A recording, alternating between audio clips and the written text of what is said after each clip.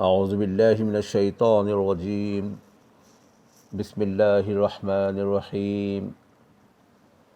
The Reconstruction of Religious Thought in Islam, a book written by Allama Muhammad Iqbal, the famous Urdu poet.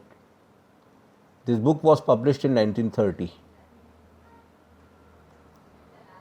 Preface. The Quran is a book which emphasizes deed rather than idea. There are, however, men to whom it is not possible organically to assimilate an alien universe by reliving, as a vital process, that special type of inner experience on which religious faith ultimately rests. Moreover, the modern man, by developing habits of concrete thought, habits which Islam itself fostered, at least in the earlier stages of its cultural career, has rendered himself less capable of that experience which he further suspects because of its liability to illusion. The more genuine schools of Sufism have, no doubt, done good work in shaping and directing the evolution of religious experience in Islam, but their latter day representatives, owing to their ignorance of the modern mind, have become absolutely incapable of receiving any fresh inspiration from modern thought and experience. They are perpetuating methods which were created for generations, possessing a cultural outlook differing in important respects from our own. Your creation and resurrection, says the Quran, are like the creation and resurrection of a single soul. A living experience of the kind of biological unity embodied in this verse requires today a method physiologically less violent and psychologically more suitable to a concrete type of mind. In the absence of such a method, the demand for a scientific form of religious knowledge is only natural. In these lectures, which were undertaken at the request of the Madras Muslim Association and delivered at Madras, Hyderabad, and Aligarh, I have tried to meet, even though partially, this urgent demand for attempting to reconstruct Muslim religious philosophy with due regard to the philosophical traditions of Islam and the more recent developments in the various domains of human knowledge. And the present moment is quite favorable for such an undertaking. Classical physics has learned to criticize its own foundations. As a result of this criticism, the kind of materialism which it originally necessitated is rapidly disappearing, and the day is not far off when religion and science may discover hitherto unsuspected mutual harmonies.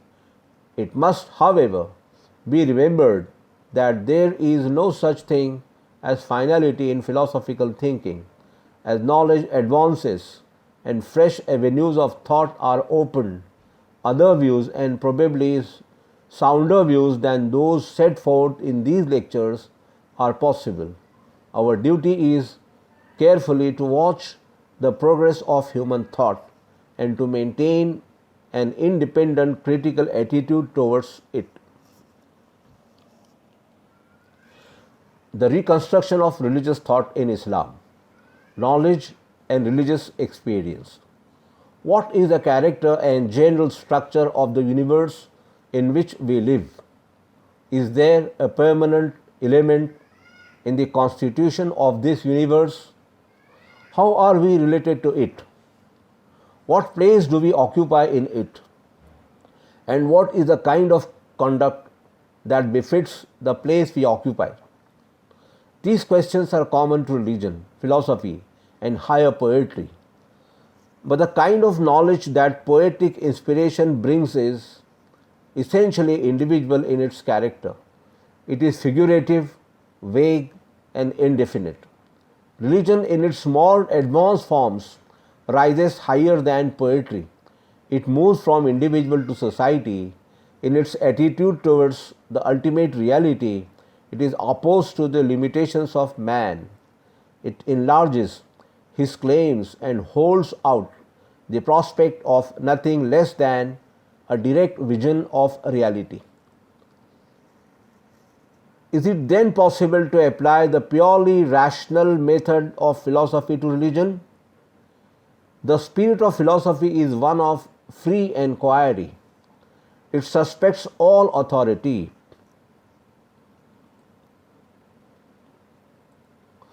Its function is to trace the uncritical assumptions of human thought to their hiding places, and in this pursuit, it may finally end in denial or a frank admission of the incapacity of pure reason to reach the ultimate reality. The essence of religion, on the other hand, is faith. And faith, like the bird, seeds its trackless way, unattended by intellect, which, in the words of the great mystic poet of Islam, only waylays the living heart of man and robs it of the invisible wealth of life that lies within. Yet, it can't be denied that faith is more than mere feeling. It has something like a cognitive content, and the existence of rival parties, scholastics, and mystics in the history of religion shows that idea is a vital element in religion. Apart from this, religion on its doctrinal side, as defined by Professor Whitehead, is a system of general truths which have the effect of transforming character when they are sincerely held and vividly apprehended. Now, since the transformation and guidance of man's inner and outer life is the essential aim of religion, it is obvious that the general truths which it embodies must not remain unsettled.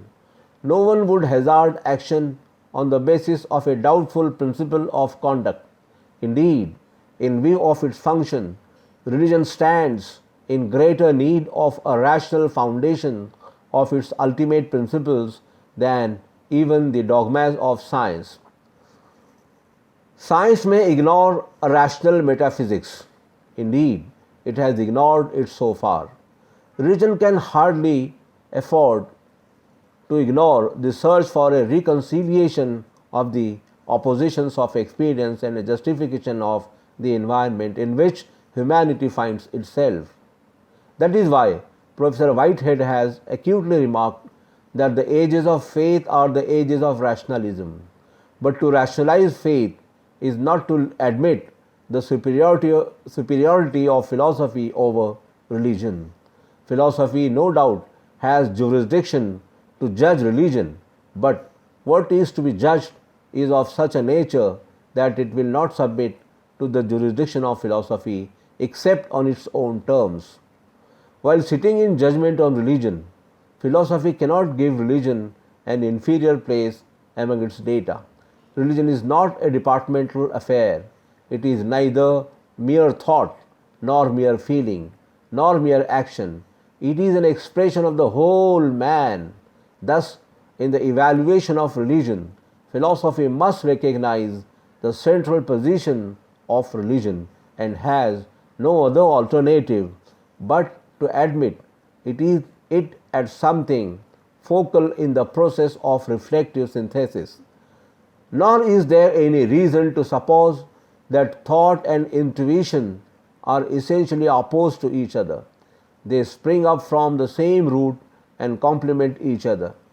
The one grasps reality piecemeal, the other grasps it in its wholeness. The one fixes its gaze on the eternal, the other on the temporal aspect of reality. The one is present enjoyment of the whole of reality, the other aims at traversing the whole by slowly specifying and closing up the various regions of the whole for exclusive observation. Both are in need of each other for mutual rejuvenation. Both seek visions of the same reality which reveals itself to them in accordance with their function in life. In fact, intuition, as Bergson rightly says, is only a higher kind of intellect. The search for rational foundations in Islam may be regarded to have begun with the Prophet himself. His constant prayer was, God, grant me knowledge of the ultimate nature of things. The work of later mystics and non-mystic rationalists forms an exceedingly instructive chapter in the history of our culture.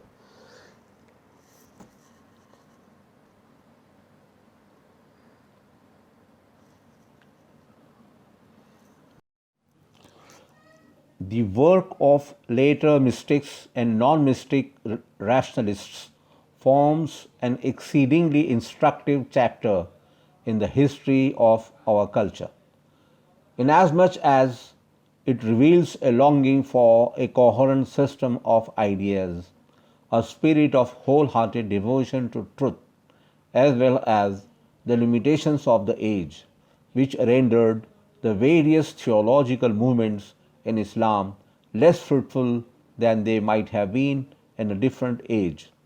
As we all know, Greek philosophy has been a great cultural force in the history of Islam. Yet, a careful study of the Quran and the various schools of scholastic theology that arose under the inspiration of Greek thought disclose the remarkable fact that while Greek philosophy very much broadened the outlook of Muslim thinkers, it on the whole obscured their vision of the Quran. Socrates concentrated his attention on the human world alone. To him, the proper study of man was man and not the world of plants, insects, and stars.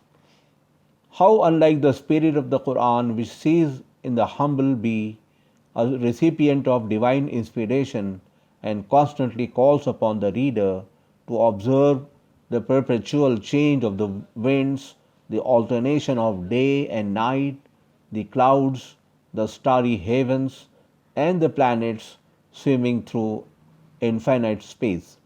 As a true disciple of Socrates, Plato despised sense perception, which, in his views, yielded mere opinion and no real knowledge.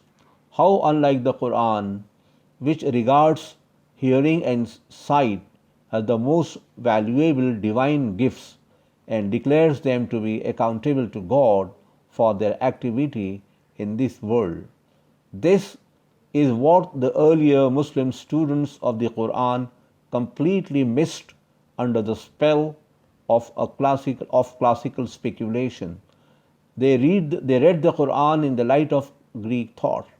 It took them over 200 years to perceive, though not quite clearly, that the spirit of the Quran was essentially anti-classical, and the result of this perception was a kind of intellectual revolt, the full significance of which has not been realized even up to the present day. It was partly owing to this revolt and partly to his personal history that Ghazali based religion on philosophical skepticism, a rather unsafe basis for religion and not wholly justified by the spirit of the Quran. Ghazali's chief opponent, Ibn Rushd, who defended Greek philosophy against the rebels, was led through Aristotle to what is known as the doctrine of immortality of active intellect, a doctrine which once wielded enormous influence on the intellectual life of France and Italy, but which, to my mind, is entirely opposed to the view that the Quran takes of the value and destiny of the human ego. Thus, Ibn Rushd lost sight of a great fruitful idea in Islam and unwittingly helped the growth of that innovating philosophy of life which obscures man's vision of himself, his God, and his world. The more constructive among the Ash'arite thinkers were no doubt on the right path and anticipated some of the more modern forms of idealism. Yet, on the whole, the object of Ash'arite movement was simply to defend orthodox opinion with the weapons of Greek dialectic. The Mu'tazila, conceiving religion merely as a body of doctrines and ignoring it as a vital fact, took no notice of non-conceptual modes of approaching reality and reduced religion to a mere system of logical concepts ending in a purely negative attitude. They fail to see that in the domain of knowledge, scientific or religious, complete independence of thought from concrete experience is not possible. It can't, however, be denied that Ghazali's mission was almost apostolic, like that of Kant in Germany of the 18th century. In Germany, rationalism appeared as an ally of religion, but she soon realized that the dogmatic side of religion was incapable of demonstration. The only course open to her was to eliminate dogma from the sacred record. With the elimination of dogma came the utilitarian view of morality, and thus rationalism completed the reign of unbelief. Such was the state of theological thought in Germany when Kant appeared. His critique of pure reason revealed the limitations of human reason and reduced the whole work of the rationalists to a heap of ruins. And justly has he been described as God's greatest gift to his country. Ghazali's philosophical skepticism, which however went a little too far, virtually did the same kind of work in the world of Islam in breaking the back of that proud but shallow rationalism which moved in the same direction as pre-Kantian rationalism in Germany. There is, however, one important difference between Ghazali and Kant. Kant, consistently with his principles, could not affirm the possibility of a knowledge of God. Ghazali's finding no hope in analytic thought moved to mystic experience and there found an independent content for religion.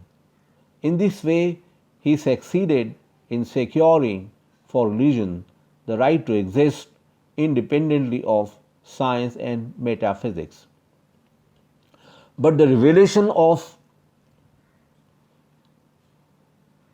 the total infinite in mystic experience convinced him of the finitude and inconclusiveness of thought and drove him to draw a line of cleavage between thought and intuition.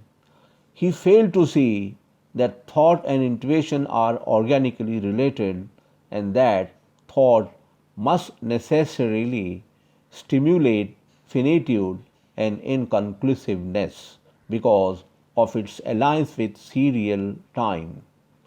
The idea that thought is essentially finite and for this reason unable to capture the infinite is based on a mistaken notion of the movement of thought in knowledge.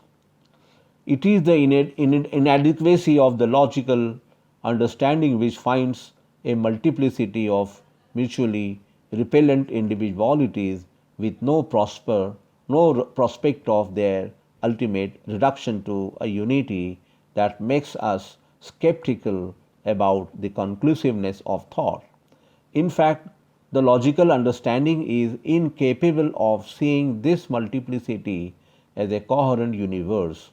Its only method is generalization based on resemblances, but its generalizations are only fictitious unities which do not affect the reality of concrete things.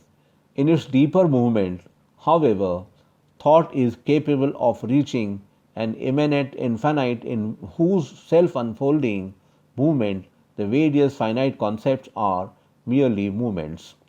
In its essential nature, then, thought is not static, it is dynamic and unfolds its internal infinitude in time like the seed which, from the very beginning, carries within itself the organic unity of the tree as a present fact.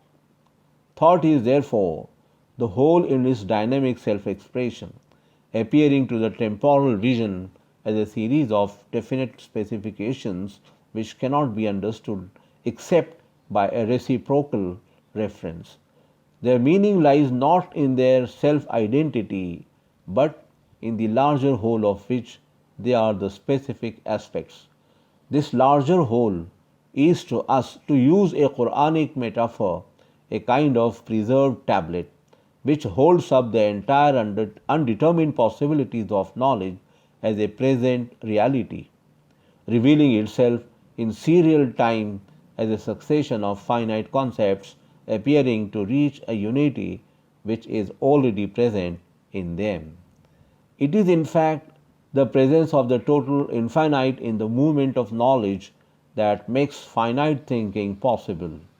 Both Kant and Ghazalis fail to see that thought, in the very act of knowledge, passes beyond its own finitude.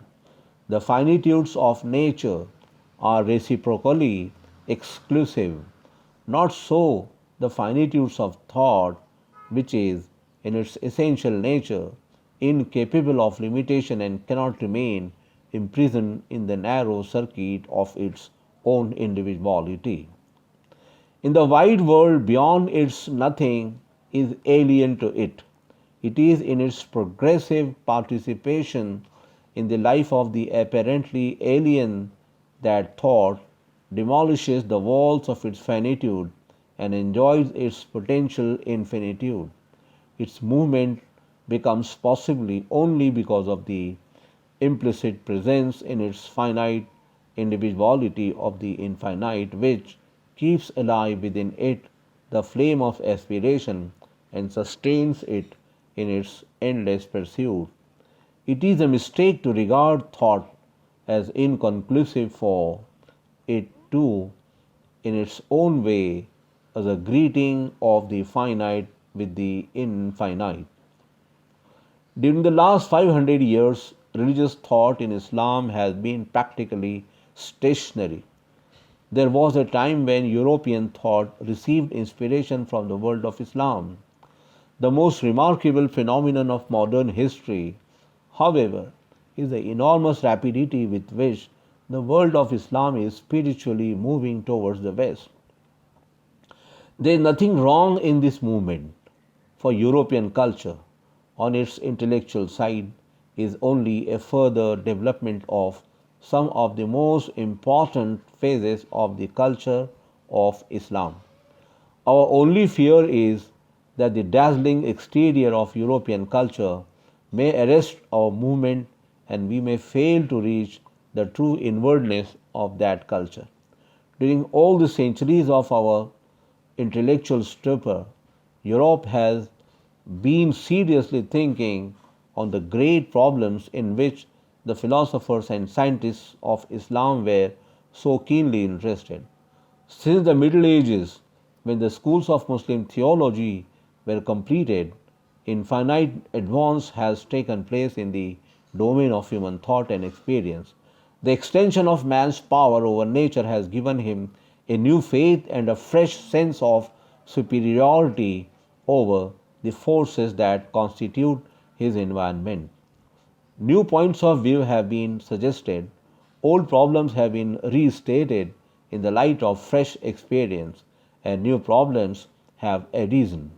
It seems as if the intellect of man is outgrowing its own most fundamental categories, time, space, and causality. With the advance of scientific thought, even our concept of intelligibility is undergoing a change. The theory of Einstein has brought a new vision of the universe and suggests new ways of looking at the problems common to both religion and philosophy. No wonder then that the younger generation of Islam in Asia and Africa demand a fresh orientation of their faith. With the reawakening of Islam, therefore, it is necessary to examine in an independent spirit what Europe has thought and how far the conclusions reached by her can help us in the revision and, if necessary, reconstruction of theological thought in Islam. Besides this, it is not possible to ignore generally anti religious and especially anti Islamic propaganda in Central Asia, which has already crossed the Indian frontier. Some of the apostles of this movement are born Muslims, and one of them, Tawfiq Fikrat, the Turkish poet who died only a short time ago, has gone to the extent of using our great poet thinker Mirza Abdul Qadir Bedil of Akbarabad for the purposes of this movement. Surely it is high time to look to the essentials of Islam. In these lectures, I propose to undertake a philosophical discussion of some of the basic ideas of Islam, in the hope that this may at least be helpful towards a proper understanding of the meaning of Islam as a message to humanity, also with a view to give a kind of ground outline for further discussion. I propose in this preliminary lecture to consider the character of knowledge and the religious experience. The main purpose of the Quran is to awaken in man the higher consciousness of his manifold relations with God and the universe. It is in view of this essential aspect of the Quranic teaching that Goethe, while making a general review of Islam as an educational force, said to Ackerman, "You see, this teaching never fails. With all our systems, we can't go, and generally speaking, no man can go farther than that." The problem of Islam was really suggested by the mutual conflict and at the same time mutual attraction presented by the two forces of religion and civilization. The same problem confronted early Christianity. The great point in Christianity is the search for an independent content for spiritual life, which, according to the insight of its founder, could be elevated not by the forces of a world external to the soul of man, but by the revelation of a new world within his soul. Islam fully agrees with this insight and supplements it by the further insight that the illumination of the new world thus revealed is not something foreign to the world of matter, but permeates it through and through. Thus, the affirmation of spirit sought by Christianity would come not by the renunciation of external forces which are already permeated by the illumination of spirit, but by a proper adjustment of man's relation to these forces in view of the light received from the world within. It is the mysterious touch of the ideal that animates and sustains the real, and through it alone we can discover and affirm the ideal. With Islam, the ideal and the real are not two opposing forces which can't be reconciled. The life of the ideal consists not in a total breach with the real, which would tend to shatter the organic wholeness of life into painful oppositions, but in the perpetual endeavor of the ideal to appropriate the real with a view eventually to absorb it, to convert it into itself, and illuminate its whole being.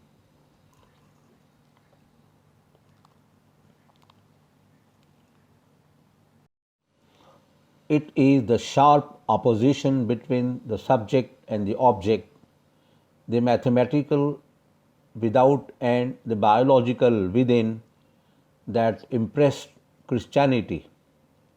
Islam, however, faces the opposition with a view to overcome it. This essential being, this essential difference in looking at a fundamental relation determines the respective attitudes of these great religions towards the problem of human life in its present surroundings. Both demand the affirmation of the spiritual self in man, with this difference only that Islam, recognizing the contact of the ideal with the real, says yes to the world of matter and points the way to master it with a view to discover a basis for a realistic regulation of life. What then, according to the Quran, is the character of the universe which we inhabit? In the first place, it is not the result of a mere creative sport.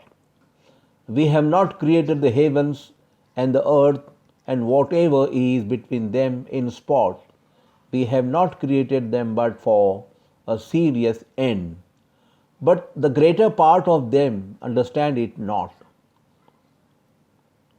Chapter 44, verse number 38 and 39. It is a reality to be reckoned with.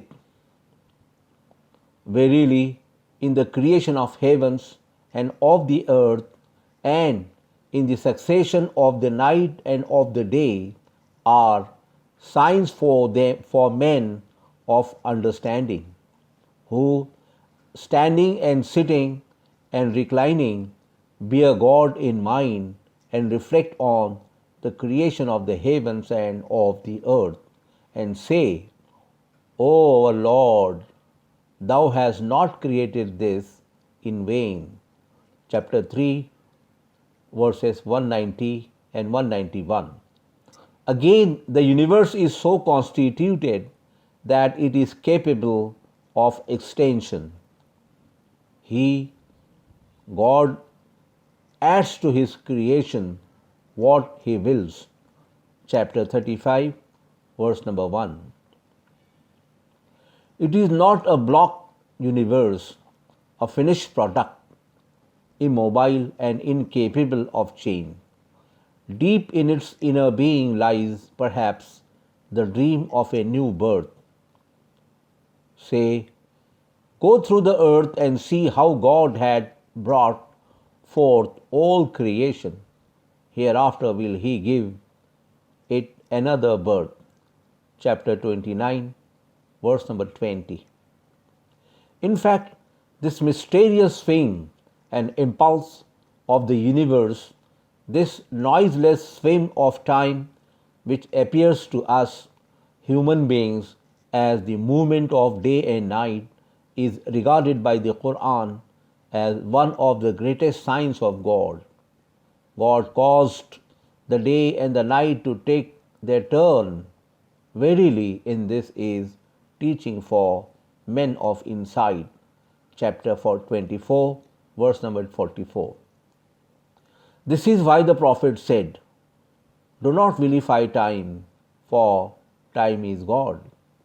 And this immensity of time and space carries in it the promise of a complete subjugation by man, whose duty is to reflect on the signs of God and thus discover the means of realizing his conquest of nature as an actual fact.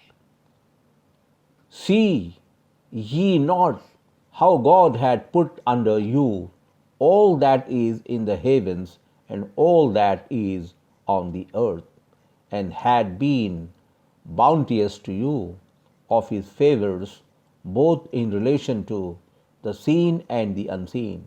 Chapter 31, verse number 20. And had subjected to you the night and the day, the sun and the moon, and the stars too are subject to you by His behest. Verily, in this hour, signs for those who understand. Chapter 16, verse 12. Such being the nature and promise of the universe, what is the nature of man whom it confronts on all sides?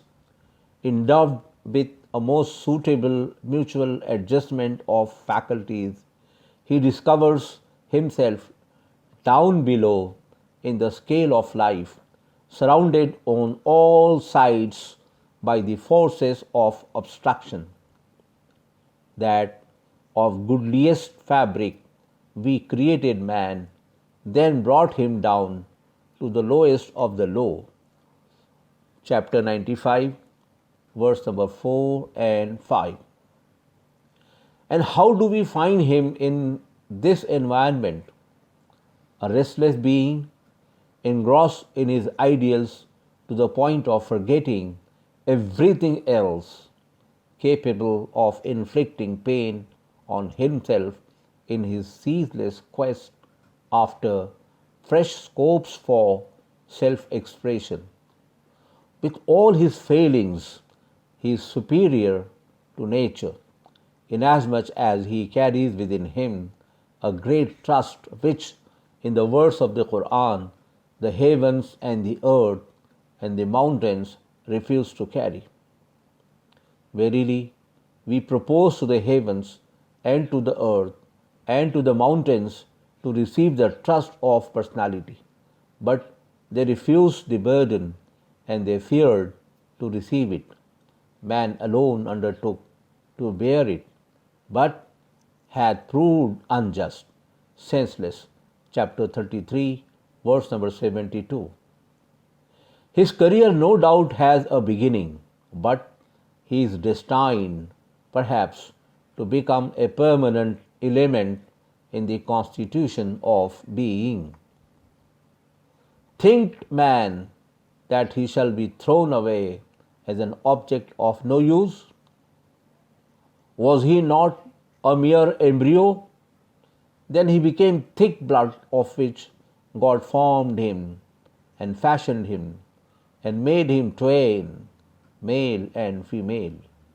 It is not he. Is he not powerful enough to quicken the dead? Chapter number 75, verses number 36 to 40.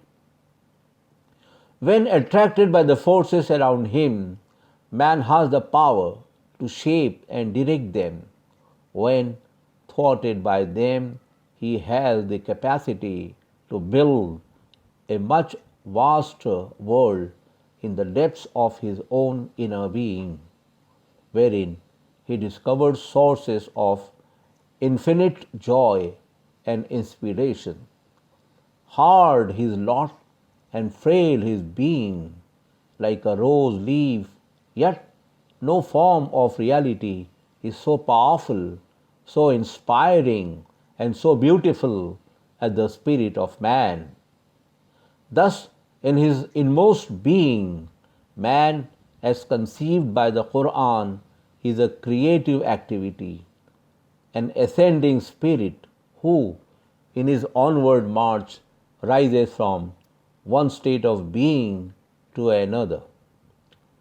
But nay, I swear by the sunset's redness, and by the night and its gatherings, and by the moon when at her full, that from state to state shall ye be surely carried onward. Chapter 84, verses number 16 to 19. It is the lot of man to share in the deeper aspirations of the universe around him and to shape his own destiny as well as that of the universe. Now, by adjusting himself to its forces, now by putting the whole of his energy to mold its forces to his own ends and purposes. And in this process of progressive change, God becomes a co-worker with him, provided man takes the initiative. Verily, God will not change the condition of men till they change what is in themselves. Chapter 13, verse number 11. If he does not take the initiative, if he does not evolve the inner richness of his being, if he ceases to feel the inward push of advancing life, then the spirit within him hardens into stone and he is reduced to the level of dead matter. But his life and the onward march of his spirit depend on the establishment of connections with the reality that confronts him. It is knowledge that establishes these connections, and knowledge is sense perception elaborated by understanding. When thy Lord said to the angels, "Verily, I am about to place one in my stead on earth," they said, "Will you place there one who will do ill and shed blood?" When we celebrate thy praise and extol your holiness, God said, "Verily, I know what you don't know." And he taught Adam the names of all things and then set them before the angels and said, "Tell me the names of these if ye are endowed with wisdom." They said, "Praise be to you. We have no knowledge but what you have given us to know. You are the knowing, the wise." He said, "O Adam, inform them of the names." And when he had informed them of the names, God said, "Did I not say to you that I know the hidden things of the heavens and of the earth, and that I know what ye bring to light and what you hide?" Chapter 2, verses number 30 to 33. The point of these verses is that man is endowed with the faculty of naming things, that is to say, forming concepts of them, and forming concepts of them is capturing them. Thus, the character of man's knowledge is conceptual, and it is with the weapon of this conceptual knowledge that man approaches the observable aspect of reality. The one noteworthy feature of the Quran is the emphasis that it lays on this observable aspect of reality. Let me quote here a few verses.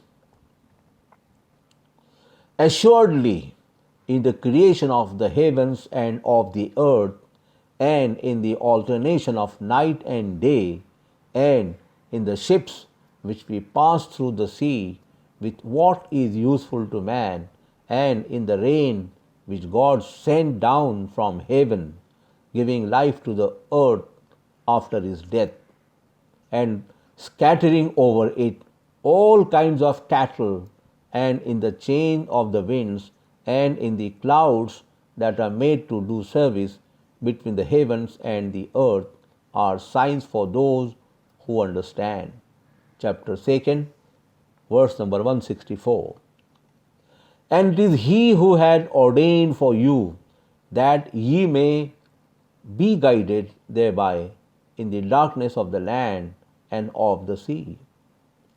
Clear have we made our signs to men of knowledge, and it is he who has created you of one breath and had provided you an abode and resting place in the womb. Clear have we made our signs for men of insight, and it is he who sent down rain from heaven, and we bring forth by it the buds of all the plants, and from them bring we forth the green foliage, and the close grounding grain, and palm trees with sheaves of clustering dates, and gardens of grapes, and the olive, and the pomegranate like and unlike. Look you on these on their fruits when they ripen. Truly herein are signs unto people who believe. Chapter number 6, verses number 97 to 99. Had thou not seen how your Lord lengthens out the shadow? Had he pleased, he had made it motionless, but we made the sun to be its guide, then draw it in unto us with easy in drawing. Chapter number 25, verses number 45, 46. Can they not look up to the clouds, how they are created, and to the heaven, how it is upraised, and to the mountains, how they are rooted, and to the earth, how it is outspread? Chapter number 88, verses number 17 to 20. And among his signs are the creation of the heavens and of the earth, and your variety of tongues and colors. Herein truly are signs for all men. Chapter 30, verse number 22. No doubt, the immediate purpose of the Quran in this reflective observation of nature is to awaken in man the consciousness of that of which nature is regarded a symbol. But the point to note is the general empirical attitude of the Quran, which engendered in its followers a feeling of reverence for the actual and ultimately made them the founders of modern science. It was a great point to awaken the empirical spirit in an age which renounced the visible as of no value in men's search after God. According to the Quran, as we have seen before, the universe has a serious end. Its shifting actualities force our being into fresh formations. The intellectual effort to overcome the obstruction offered by it, besides enriching and amplifying our life, sharpens our insight and thus prepares us for a more masterful insertion into subtler aspect of human experience. It is our reflective contact with the temporal flux of things which trains us for an intellectual vision of the non-temporal. Reality lives in its own appearances, and such a being as man who has to maintain his life in an obstructing environment cannot afford to ignore the visible. The Quran opens our eyes to the great fact of change, through the appreciation and control of which alone it is possible to build a durable civilization. The cultures of Asia and, in fact, of the whole ancient world fail because they approached reality exclusively from within and moved from within on outwards. This procedure gave them theory without power, and on mere theory, no durable civilization can be based. There is no doubt that the treatment of religious experience as a source of divine knowledge is historically prior to the treatment of other regions of human experience for the same purpose. The Quran, recognizing that the empirical attitude is an indispensable stage in the spiritual life of humanity, attaches equal importance to all the regions of human experience as yielding knowledge of the ultimate. Reality, which reveals its symbols both within and without. One indirect way of establishing connections with the reality that confronts us is reflective observation and control of its symbols as they reveal themselves to sense perception. The other way is direct association with that reality as it reveals itself within. The naturalism of the Quran is only a recognition of the fact that man is related to nature and this relation, in view of its possibility as a means of controlling her forces, must be exploited not in the interest of unrighteous desire for domination, but in the nobler interest of a free upward movement of spiritual life, in the interests of securing a complete vision of reality. Therefore, sense perception must be supplemented by the perception of what the Quran describes as fu'ad or qalb, that is heart. God had made everything which He had created most good, and began the creation of man with clay, then ordained his progeny from gems of life from sorry water, then shaped him and breathed of his spirit into him, and gave you hearing and seeing and heart. What little thanks do you return? Chapter number 32, verses number 7 to 9. The heart is a kind of inner intuition or insight which, in the beautiful words of Rema, feeds on the rays of the sun and brings us into contact with aspects of reality other than those open to sense perception. It is, according to the Quran, something which sees, and its purports, if properly interpreted, are never false.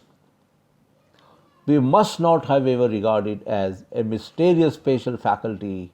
It is rather a mode of dealing with reality in which sensation, in the physiological sense of the word, does not play any part.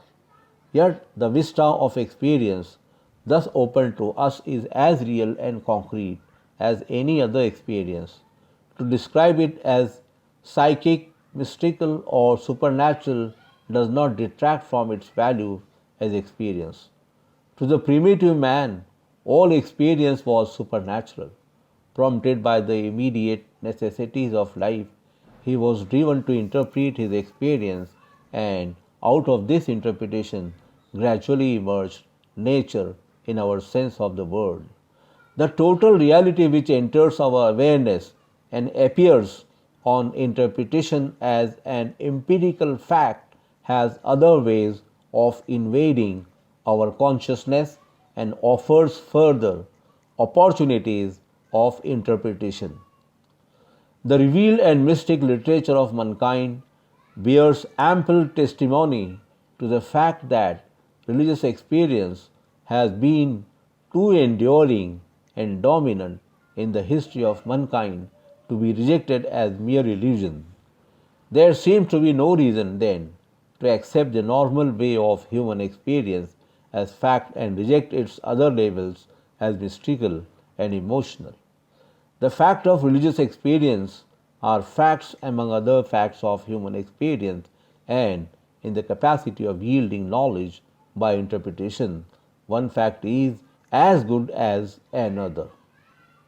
Nor is there anything irreverent in critically examining this region of human experience.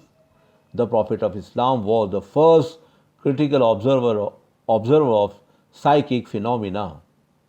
Bukhari and other traditionists have given us a full account of his observation of the psychic Jewish youth, Ibn Sayyid, whose ecstatic moods attracted the Prophet's notice. He tested him, questioned him, and examined him in his various moods. Once he hid himself behind the stem of a tree to listen to his mutterings. The boy's mother, however, warned him of the approach of the Prophet.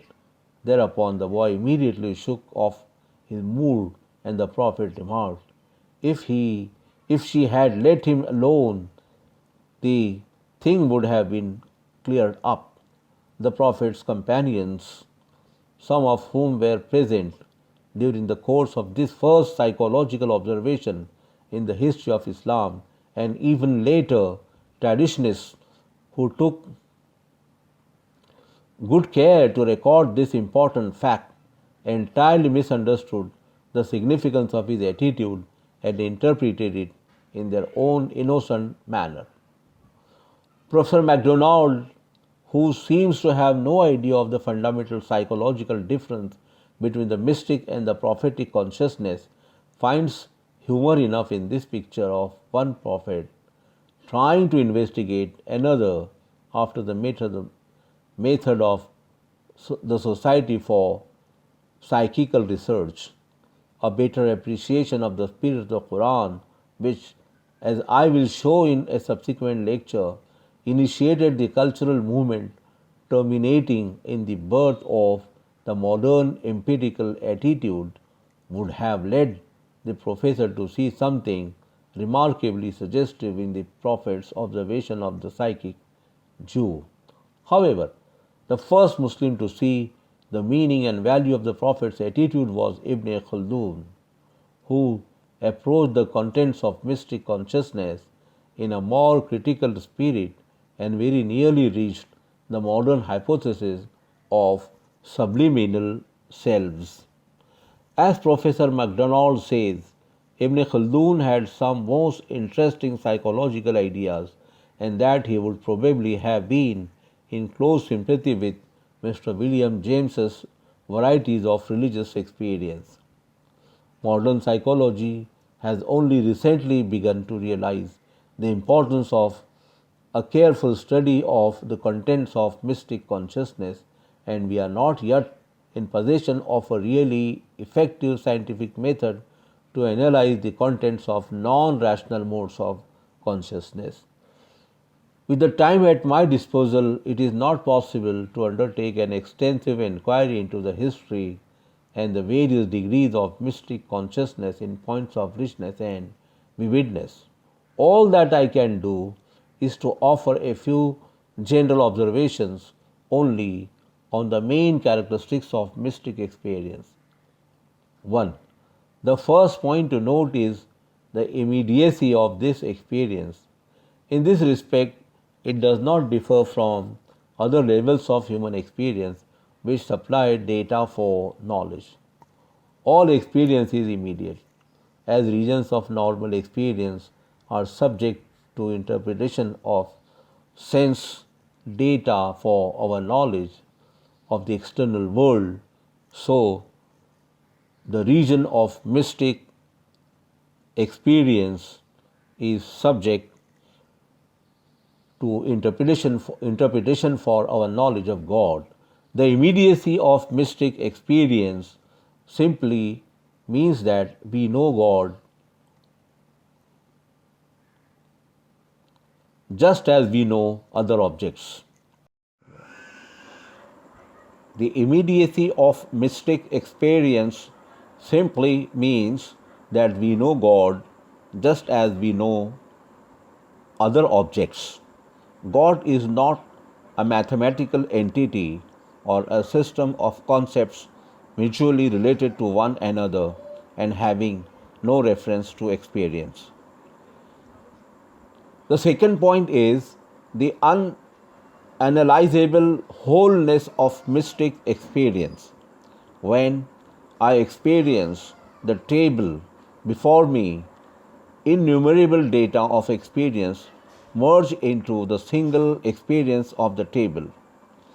Out of this wealth of data, I selected those that fall into a certain order of space and time and round them off in reference to the table. In the mystic state, however, vivid and rich it may be, thought is reduced to a minimum and such an analysis is not possible. But this difference of the mystic state from the ordinary rational consciousness does not mean discontinuance with the normal consciousness, as Professor William James erroneously thought. In either case, it is the same reality which is operating on us. The ordinary rational consciousness, in view of our practical need of adaptation to our environment, takes that reality piecemeal, selecting successively isolated sets of stimuli for response.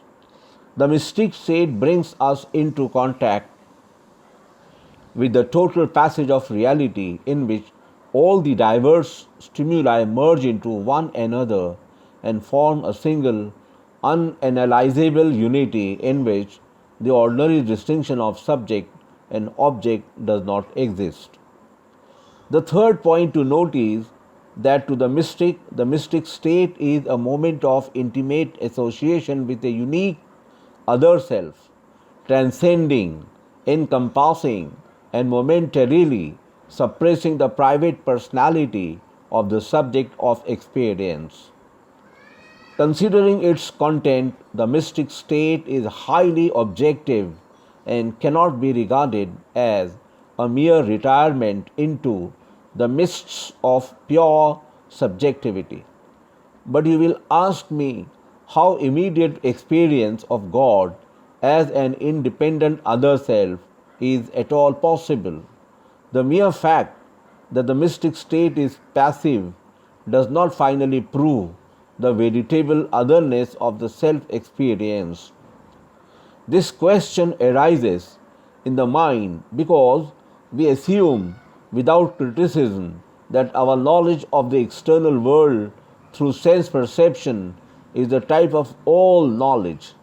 If this were so, we could never be sure of the reality of our own self. However, in reply to it, I suggest the analogy of our daily social experience. How do we know other minds in our social intercourse? It is obvious that we know our own self and nature by inner reflection and sense perception respectively. We possess no sense for the experience of our other minds. The only ground of my knowledge of a conscious being before me is the physical movements similar to my own from which I infer the presence of another conscious being. Or we may say, after Professor Royce, that other fellows are known to be real because they respond to our signals and thus constantly supply the necessary supplement to our own fragmentary meanings. Response, no doubt, is the test of the presence of a conscious self, and the Quran also takes the same view. And your Lord said, "Call me, and I respond to your call." Chapter number 40, verse number 60. And when my servants ask thee concerning me, then I am nigh unto them and answer the cry of him that cried unto me. Chapter 2, verse number 186. It is clear that whether we apply the physical criterion or non-physical and more adequate criterion of Royce, in either case, our knowledge of other minds remains something like inferential only. Yet we feel that our experience of other minds is immediate and never entertain any doubt as to the reality of our social experience. I do not, however, mean at the present stage of our inquiry to build on the implications of our knowledge of other minds an idealistic argument in favor of the reality of a comprehensive self. All that I mean to suggest is that the immediacy of our experience in the mystic state is not without a parallel. It has some sort of resemblance to our normal experience and probably belongs to the same category. Since the quality of mystic experience is to be directly experienced, it is obvious that it cannot be communicated. Mystic states are more like feeling than thought. The interpretation which the mystic or the prophet puts on the content of his religious consciousness can be conveyed to others in the form of propositions, but the content itself cannot be so transmitted. Thus, in the following verse of the Quran, it is the psychology and not the content of the experience that is given. It is not for man that God should speak to him, but by vision or from behind a veil, or he sent a messenger to reveal by his permission what he will, for he is exalted, wise. Chapter number 42, verse number 51. By the star when it's set, your compatriot erred not, nor is he led astray, neither speaks he from mere impulse. The Quran is no other than the revelation revealed to him. One strong in power taught it him, endowed with wisdom, with even balance stood he in the highest part of the horizon. Then came he nearer and approached and was at the distance of 2 bows or even closer. And he revealed to the servant of God what he revealed. His heart falsified not what he saw. What will ye then dispute with him as to what he saw? He had seen him also another time near the Sidra tree, which marks the boundary, near which is the garden of repose.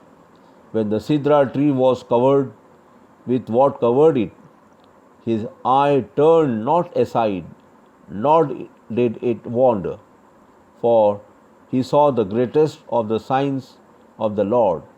Chapter 53, verses number 1 to 18.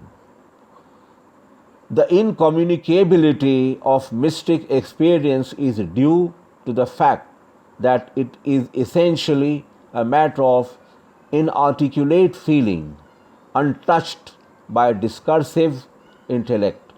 It must, however, be noted that mystic feeling, like all feeling, has a cognitive element also. And it is, I believe, because of this cognitive element that it lends itself to the form of idea.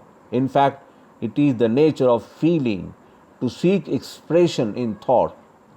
It would seem that the two, feeling and idea, are the non-temporal and temporal aspects of the same unit of inner experience. But on this point, I cannot do better than quote Professor Hawking, who has made a remarkably keen study of feeling in justification of an intellectual view of the content of religious consciousness. What is that other than feeling in which feeling may end? I answer, consciousness of an object. Feeling is instability of an entire conscious self, and that which will restore the stability of this self lies not within its own border but beyond it. Feeling is outward pushing, as idea is outward reporting, and no feeling is so blind as to have no idea of its own object. As the feeling possesses the mind, there also possesses the mind as an integral part of that feeling some idea of the kind of thing which will bring it to rest. A feeling without a direction is as impossible as an activity without a direction, and a direction implies some objective. There are vague states of consciousness in which we seem to be wholly without direction, but in such cases it is remarkable that feeling is likewise in abeyance. For example, I may be dazed by a blow, neither realizing what has happened nor suffering any pain, and yet quite conscious that something has occurred. The experience waits an instant in the vestibule of consciousness, not as feeling but purely as fact, until idea has touched it and defined a course of response. At that same moment, it is felt as painful. If we are right, feeling is quite as much an objective consciousness as is idea. It refers always to something beyond the present self and has no existence save in directing the self toward that object in whose presence its own career must end. Thus, you will see that it is because of this essential nature of feeling that while religion starts with feeling, it has never, in its history, taken itself as a matter of feeling alone and has constantly striven after metaphysics. This mystic's condemnation of intellect as an organ of knowledge does not really find any justification in the history of religion, but Professor Hawking's passage just quoted has a wider scope than mere justification of idea in religion. The organic relation of feeling and idea throws light on the old theological controversy about verbal revelation, which once gave so much trouble to Muslim religious thinkers. Inarticulate feeling seeks to fulfill its destiny in idea, which in its turn tends to develop out of itself its own visible garment. It is no more metaphor to say that idea and word both simultaneously emerge out of the womb of feeling, though logical understanding cannot but take them in a temporal order and thus create its own difficulty by regarding them as mutually isolated. There is a sense in which the word is always revealed. The mystic's intimate association with the eternal, which gives him a sense of the unreality of serial time, does not mean a complete break with serial time. The mystic state, in respect of its uniqueness, remains in some way related to common experience.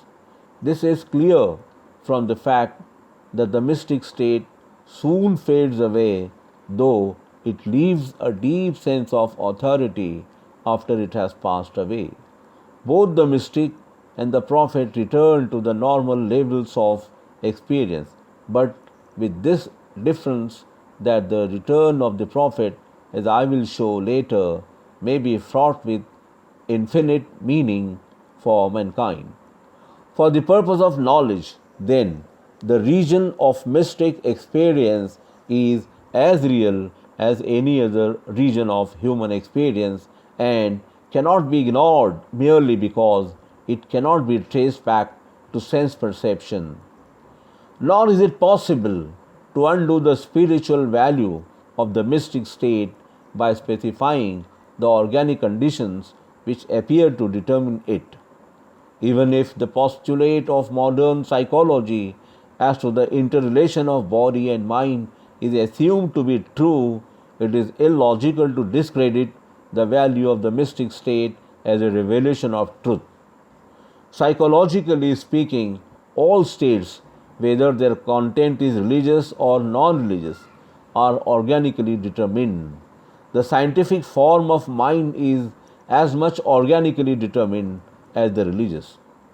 Our judgment is as to the creations of genius is not at all determined or even remotely affected by what our psychologists may say regarding its organic conditions. A certain kind of temperament may be a necessary condition for a certain kind of receptivity, but the antecedent condition cannot be regarded as the whole truth about the character of what is received. The truth is that the organic causation of our mental states has nothing to do with the criterion by which we judge them to be superior or inferior in point of value. Among the visions and messages, says Professor William James, some have always been too patently silly. Among the trances and convulsive seizures, some have been too fruitless for conduct and character to pass themselves off as significant, still less as divine.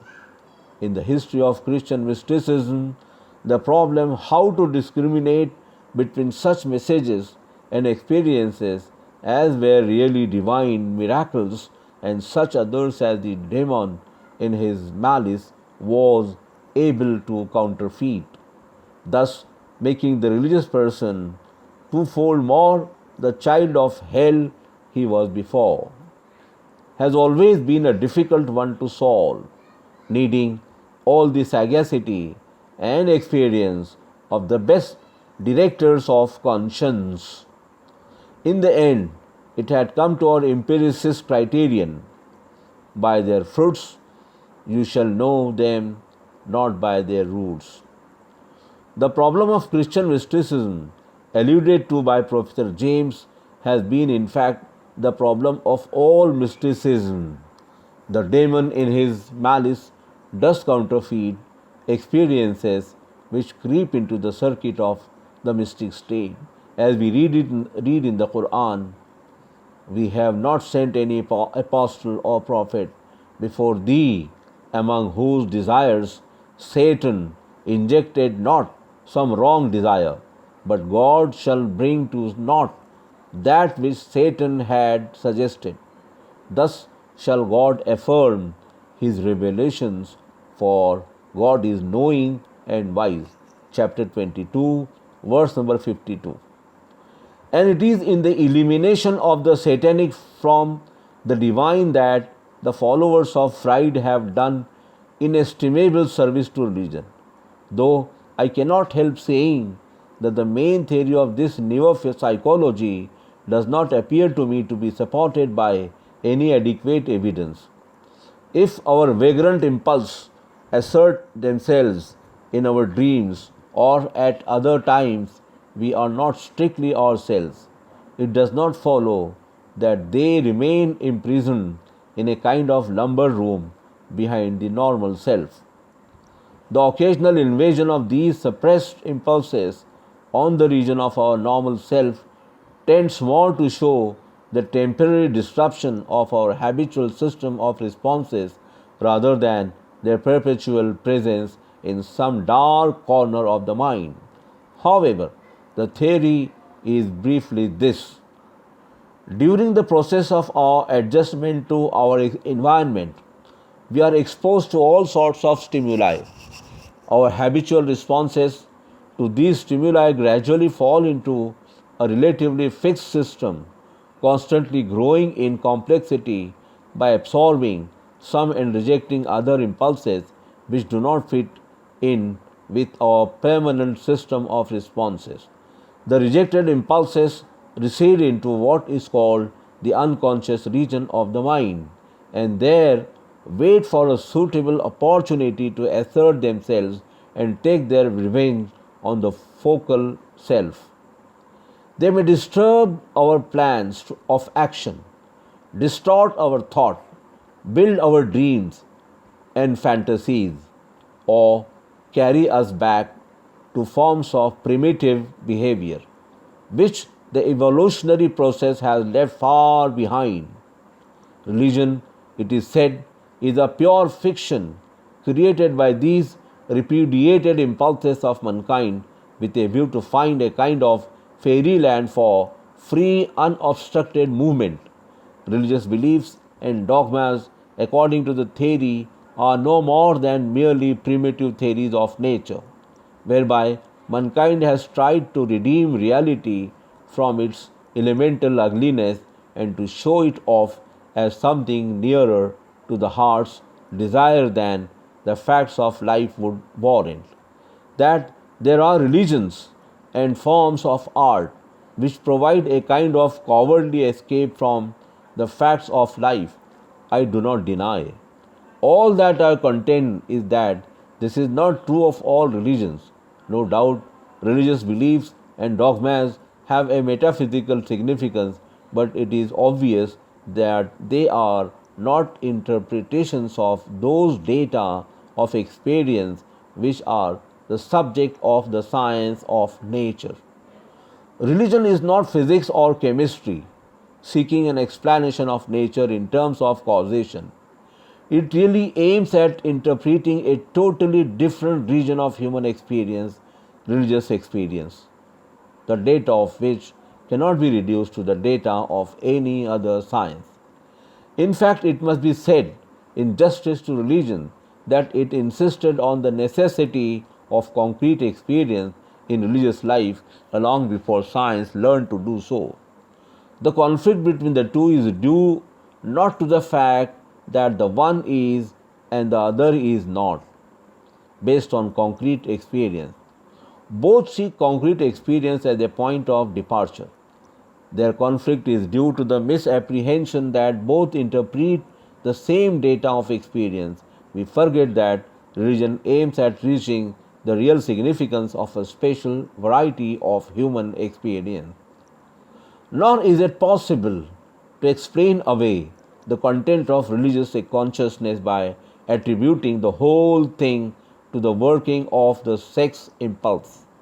The two forms of consciousness, sexual and religious, are often hostile or, at any rate, completely different to each other in point of their character, their aim, and the kind of conduct they generate. The truth is that in a state of religious passion, we know a factual reality in some sense outside the narrow circuit of our personality. To the psychologist, religious passion necessarily appears as the work of the subconscious because of the intensity with which it shakes up the depths of our being. In all knowledge, there is an element of passion, and the object of knowledge gains or loses its objectivity with the rise and fall in the intensity of passion that is most real to us, which stirs up the entire fabric of our personality. As Professor Hawking pointedly puts it, if ever, upon the stupid day length time span of any self or saint either, some vision breaks to roll his life and ours into new channels, it can only be because that vision admits into his soul some trooping invasion of the concrete fullness of eternity. Such vision doubtless means subconscious readiness and subconscious resonance too. But the expansion of the unusual air cells does not argue that we have ceased to breathe the outer air, the very opposite. A purely psychological method, therefore, cannot explain religious passion as a form of knowledge. It is bound to fail in the case of our newer psychologists as it did fail in the case of Locke and Hume. The foregoing discussion, however, is sure to raise an important question in your mind. Religious experience, I have tried to maintain, is essentially a state of feeling with a cognitive aspect, the content of which cannot be communicated to others, except in the form of a judgment. Now, when a judgment which claims to be the interpretation of a certain region of human experience, not accessible to me, is placed before me for my assent, I am entitled to ask, what is the guarantee of its truth? Are we in possession of a test which would reveal its validity? If personal experience had been the only ground for acceptance of a judgment of this kind, religion would have been the possession of a few individuals only. Happily, we are in possession of tests which do not differ from those applicable to other forms of knowledge. These I call the intellectual test and the pragmatic test. By the intellectual test, I mean critical interpretation without any presuppositions of human experience, generally with a view to discover whether our interpretation leads us ultimately to a reality of the same character as is revealed by religious experience.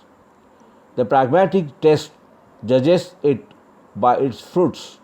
The former is applied by the philosopher, the latter by the prophet. In the lecture that follows, I will apply the intellectual tests.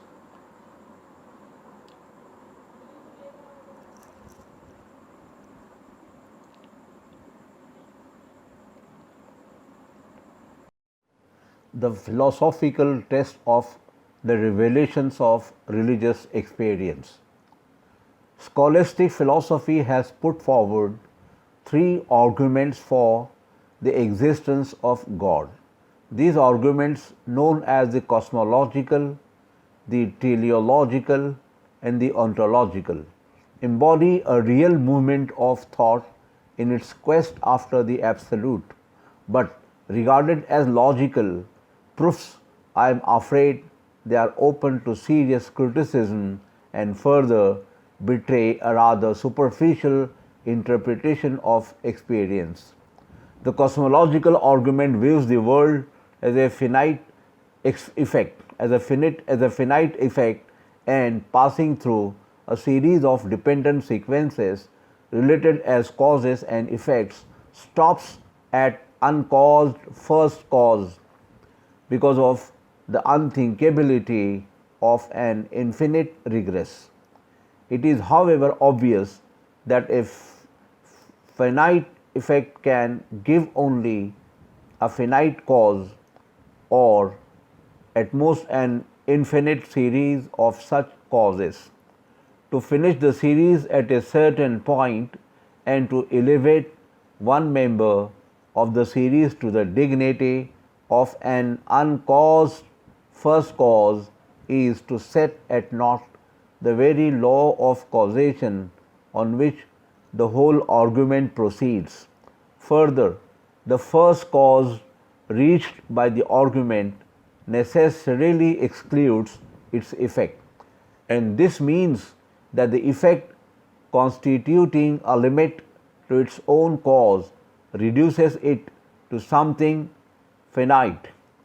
Again, the cause reached by the argument cannot be regarded as a necessary being for the obvious reason that in the relation of cause and effect, the two terms of the relation are equally necessary to each other. Nor is the necessity of existence identical with the conceptual necessity of causation, which is the utmost that this argument can prove. The argument really strives to reach the infinite by merely negating the finite, but the infinite reached by contradicting the finite is also infinite, which neither explains itself nor the finite, which is thus made to stand in opposition to the infinite. The true infinite does not exclude the finite, it embraces the finite without effacing its finitude, and explains and justifies its being. Logically speaking, then, the movement from the finite to the infinite, as embodied in the cosmological argument, is quite illegitimate, and the argument fails in toto. The teleological argument is no better. It scrutinizes the effect with a view to discover the character of its cause. From the traces of foresight, purpose, and adaptation in nature, it infers the existence of a self-conscious being of infinite intelligence and power. At best, it gives us a skillful external contriver working on a pre-existing dead and intractable material, the elements of which are, by their own nature, incapable of orderly structures and combinations. The argument gives us a contriver only and not a creator, and even if we suppose him to be also the creator of his material, it does not credit to his wisdom to create his own difficulties by first creating intractable material and then overcoming its resistance by the application of methods alien to its original nature.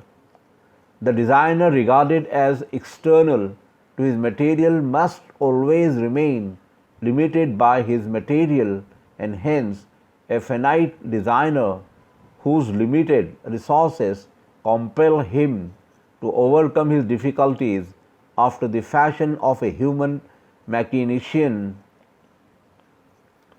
The truth is that the analogy on which the argument proceeds is of no value at all. There is really no analogy between the work of the human artificer and the phenomena of nature. The human artificer cannot work out his plan except by selecting and isolating his materials from their natural relations and situations. Nature, however, constitutes a system of wholly interdependent members. Her processes present no analogy to the architect's work, which, depending on a progressive isolation and integration of its material, can offer no resemblance to the evolution of organic wholes in nature. The ontological argument, which has been presented in various forms by various thinkers, has always appealed most to the speculative mind.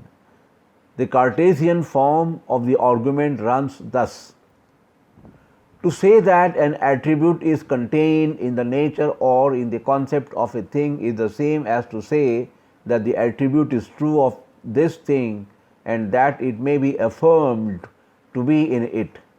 But necessary existence is contained in the nature or the concept of God. Hence, it may be with truth affirmed that necessary existence is in God or that God exists. Descartes supplements this argument by another. We have the idea of a perfect being in our mind. What is the source of that idea? It cannot come from nature, for nature exhibits nothing but change. It cannot create the idea of a perfect being. Therefore, corresponding to the idea in our mind, there must be an objective counterpart, which is the cause of the idea of a perfect being in our mind. This argument is somewhat of the nature of cosmological argument, which I have already criticized. But whatever may be the form of the argument, it is clear that the conception of existence is no proof of objective existence. As in Kant's criticism of this argument, the notion of $300 in my mind cannot prove that I have them in my pocket. All that the argument proves is that the idea of a perfect being includes the idea of his existence. Between the idea of a perfect being in my mind and the objective reality of that being, there is a gulf which cannot be bridged over by a transcendental act of thought. The argument, as stated, is in fact a petitio principii, for it takes for granted the very point in question, that is, the transition from the logical to the real. I hope I have made it clear to you that the ontological and the teleological arguments, as ordinarily stated, carry us nowhere, and the reason of their failure is that they look upon thought as an agency working on things from without. This view of thought gives us a mere mechanician in the one case and creates an unbridgeable gulf between the ideal and the real in the other. It is, however, possible to take thought not as a principle which organizes and integrates its material from the outside, but as a potency which is formative of the very being of its material. Thus, regarded thought or idea is not alien to the original nature of things. It is their ultimate ground and constitutes the very essence of their being, infusing itself in them from the very beginning of their career and inspiring their onward march to a self-determined end. But our present situation necessitates the dualism of thought and being. Every act of human knowledge bifurcates what might, on proper enquiry, turn out to be a unity into a self that knows and a confronting other that is known. That is why we are forced to regard the object that confronts the self as something existing in its own right, external to and independent of the self, whose act of knowledge makes no difference to the object known. The true significance of the ontological and the teleological arguments will appear only if we are able to show that the human situation is not final and that thought and being are ultimately one. This is possible only if we carefully examine and interpret experience, following the clue furnished by the Quran, which regards experience within and without as symbolic of a reality described by it as the first and the last, the visible and the invisible. This I propose to do in the present lecture. Now, experience as unfolding itself in time presents three main levels: the level of matter, the level of life, and the level of mind and consciousness. The subject matter of physics, biology, and psychology respectively. Let us first turn our attention to matter in order exactly to appreciate the position of modern physics. It is necessary to understand clearly what we mean by matter. Physics, as an empirical science, deals with the facts of experience, that is, sense experience. The physicist begins and ends with sensible phenomena, without which it is impossible for him to verify his theories. He may postulate imperceptible entities such as atoms, but he does so because he cannot otherwise explain his sense experience. Thus, physics studies the material world, that is to say, the world revealed by the senses. The mental processes involved in this study, and similarly, religious and aesthetic experience, though part of the total range of experience, are excluded from the scope of physics for the obvious reason that physics is restricted to the study of the material world, by which we mean the world of things we perceive. But when I ask you what are the things you perceive in the material world, you will of course mention the familiar things around you, for example, earth, sky, mountains, chairs, tables, etc. When I further ask you what exactly you perceive of these things, you will answer their qualities. It is clear that in answering such a question, we are really putting an interpretation on the evidence of our senses. The interpretation consists in making a distinction between the thing and its qualities. This really amounts to a theory of matter, that is, of the nature of sense data, their relation to the perceiving mind, and their ultimate causes. The substance of this theory is as follows. The sense objects, colors, sounds, etc., are states of the perceiver's mind, and as such excluded from nature, regarded as something objective. For this reason, they cannot be in any proper sense qualities of physical things. When I say the sky is blue, it can only mean that the sky produces a blue sensation in my mind, and not that the color blue is a quality found in the sky. A mental states, they are impressions, that is to say, they are effects produced in us. The cause of these effects is matter or material things acting through our sense organs, nerves, and brain on our mind. This physical cause acts by contact or impact, hence it must possess the qualities of shape, size, solidity, and resistance. It was the philosopher Berkeley who first undertook to refute the theory of matter as the unknown cause of our sensations. In our own times, Professor Whitehead, an eminent mathematician and scientist, has conclusively shown that the traditional theory of materialism is wholly untenable. It is obvious that on the theory, colors, sounds, etc. are subjective states only and form no part of nature.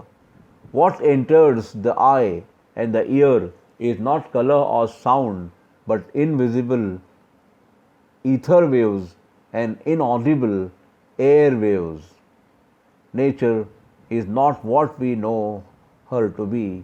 Our perceptions are illusions and cannot be regarded as genuine disclosures of nature, which, according to the theory, is bifurcated into mental impressions on the one hand and the unverifiable, imperceptible entities producing these impressions on the other.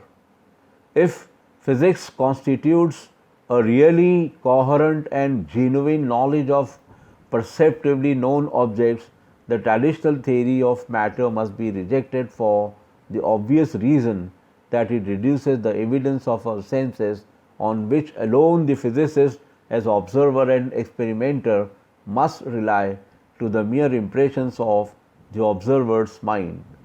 Between nature and the observer of nature, the theory creates a gulf which he is compelled to bridge over by resorting to the doubtful hypothesis of an imperceptible something occupying an absolute space like a thing in a receptacle and causing our sensation by some kind of impact. In the words of Professor Whitehead, the theory reduces one half of nature to a dream and the other half to a conjecture. Thus, physics, finding it necessary to criticize its own foundations, has eventually found reason to break its own idol, and the empirical attitude which appeared to necessitate scientific materialism has finally ended in a revolt against matter. Since objects then are not subjective states caused by something imperceptible called matter, they are genuine phenomena which constitute the very substance of nature and which we know as they are in nature. But the concept of matter has received the greatest blow from the hand of Einstein, another eminent physicist whose discoveries have laid the foundation of a far-reaching revolution in the entire domain of human thought. The theory of relativity, by merging time into space-time, says Mr. Russell, has damaged the traditional notion of substance more than all the arguments of the philosophers. Matter, for common sense, is something which persists in time and moves in space, but for modern relativity physics, this view is no longer tenable. A piece of matter has become not a persistent thing with varying states, but a system of interrelated events. The old solidity is gone, and with it the characteristics that to the materialist made matter seem more real than fleeting thoughts. According to Professor Whitehead, therefore, nature is not a static fact situated in a dynamic void, but a structure of events possessing the character of a continuous creative flow which thought cuts up into isolated immobilities out of which mutual relations arise, the concepts of space and time. Thus, we see how modern science asserts its agreement with Berkeley's criticism, which it once regarded as an attack on its very foundation. The scientific view of nature as pure materiality is associated with the Newtonian view of space as an absolute void in which things are situated. This attitude of science has no doubt ensured its speedy progress, but the bifurcation of a total experience into two opposite domains of mind and matter has today forced it, in view of its own domestic difficulties, to consider the problems which, in the beginning of its career, it completely ignored. The criticism of the foundations of the mathematical sciences has fully disclosed that the hypothesis of a pure materiality and enduring stuff situated in an absolute space is unworkable. Is space an independent void in which things are situated and which would remain intact if all things were withdrawn? The ancient Greek philosopher Zeno approached the problem of space through the question of movement in space. His argument for the unreality of movement are well known to the students in the history of thought and received the keenest attention from successive generations of thinkers. Two of these arguments may be noted here. Zeno, who took space to be infinitely divisible, argued that movement in space is impossible. Before the moving body can reach the point of its destination, it must pass through half the space intervening between the point of start and the point of destination, and before it can pass through that half, it must travel through the half of the half, and so on to infinity.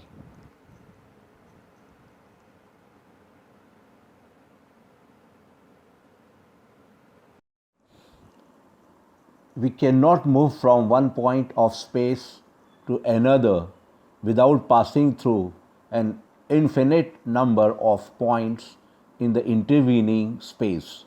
But it is impossible to pass through an infinity of points in a finite time. He further argued that the flying arrow does not move because at any time during the course of its flight it is at rest in some point of space. Thus, Zeno held that movement is only a deceptive appearance and that reality is one and immutable. The unreality of movement means the unreality of an independent space. Muslim thinkers of the school of Al-Ash'ari did not believe in the infinite divisibility of space and time. With them, space, time, and motion are made up of points and instants which cannot be further subdivided. Thus, they proved the possibility of movement on the assumption that infinitesimals do exist. For if there is a limit to the divisibility of space and time, movement from one point of space to another point is possible in a finite time. Ibn Azm, however, rejected the Asharite notion of infinitesimals, and modern mathematics has confirmed his view. The Asharite argument, therefore, can't logically resolve the paradox of Zeno. Of modern thinkers, the French philosopher Bergson and the British mathematician Bertrand Russell have tried to refute Zeno's arguments from their respective standpoints. To Bergson, movement as true change is a fundamental reality. The paradox of Zeno is due to a wrong apprehension of space and time, which are regarded by Bergson only as intellectual views of movement. It is not possible to develop here the argument of Bergson without a fuller treatment of the metaphysical concept of life on which the whole argument is based. Bertrand Russell's argument proceeds on Cantor's theory of mathematical continuity, which he looks upon as one of the most important discoveries of modern mathematics. Zeno's argument is obviously based on the assumption that space and time consist of infinite number of points and instants. On this assumption, it is easy to argue that since between 2 points the moving body will be out of place, motion is impossible, for there is no place for it to take place. Cantor's discovery shows that space and time are continuous. Between any 2 points in space, there is an infinite number of points, and in an infinite series, no 2 points are next to each other. The infinite divisibility of space and time means the compactness of the points in the series. It does not mean that points are mutually isolated in the sense of having a gap between one another. Russell's answer to Zeno then is as follows. Zeno asks, how can you go from one position at one moment to the next position at the next moment without in the transition being at no position at no moment? The answer is that there is no next position to any position, no next moment to any moment, because between any two there is always another. If there were infinitesimals, movement would be impossible, but there are none. Zeno, therefore, is right in saying that arrow is at rest at every moment of its flight, wrong in interfering that, therefore it does not move, for there is a one correspondence in a movement between the infinite series of positions and infinite series of instants. According to this doctrine, then it is possible to affirm the reality of space, time, and movement, and yet avoid the paradox in Zeno's argument. Thus, Bertrand Russell proves the reality of movement on the basis of Cantor's theory of continuity. The reality of movement means the independent reality of space and the objectivity of nature. But the identity of continuity and the infinite divisibility of space is no solution of the difficulty. Assuming that there is a one-one correspondence between the infinite multiplicity of instants in a finite interval of time and an infinite multiplicity of points in a finite portion of space, the difficulty arising from the divisibility remains the same. The mathematical conception of continuity as infinite series applies not to movement regarded as an act, but rather to the picture of movement as viewed from the outside. The act of movement, that is, movement as lived and not as thought, does not admit of any divisibility. The light of the arrow, observed as a passage in space, is divisible, but its flight regarded as an act, apart from its realization in space, is one and incapable of partition into a multiplicity. In partition lies its destruction. With Einstein, space is real but relative to the observer. He rejects the Newtonian concept of an absolute space. The object observed is variable. It is relative to the observer. Its mass, shape, and size change as the observer's position and speed change. Movement and rest, too, are relative to the observer. There is therefore no such thing as a self-subsistent materiality of classical physics.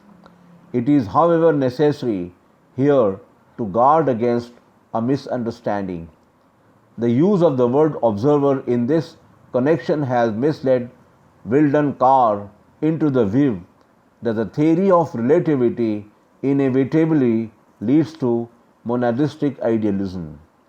It is true that according to the theory, the shapes, sizes, and durations of phenomena are not absolute, but as Professor Nunn points out, the space time frame does not depend on the observer's mind. It depends on the point of the material universe to which his body has attached. In fact, the observer can be easily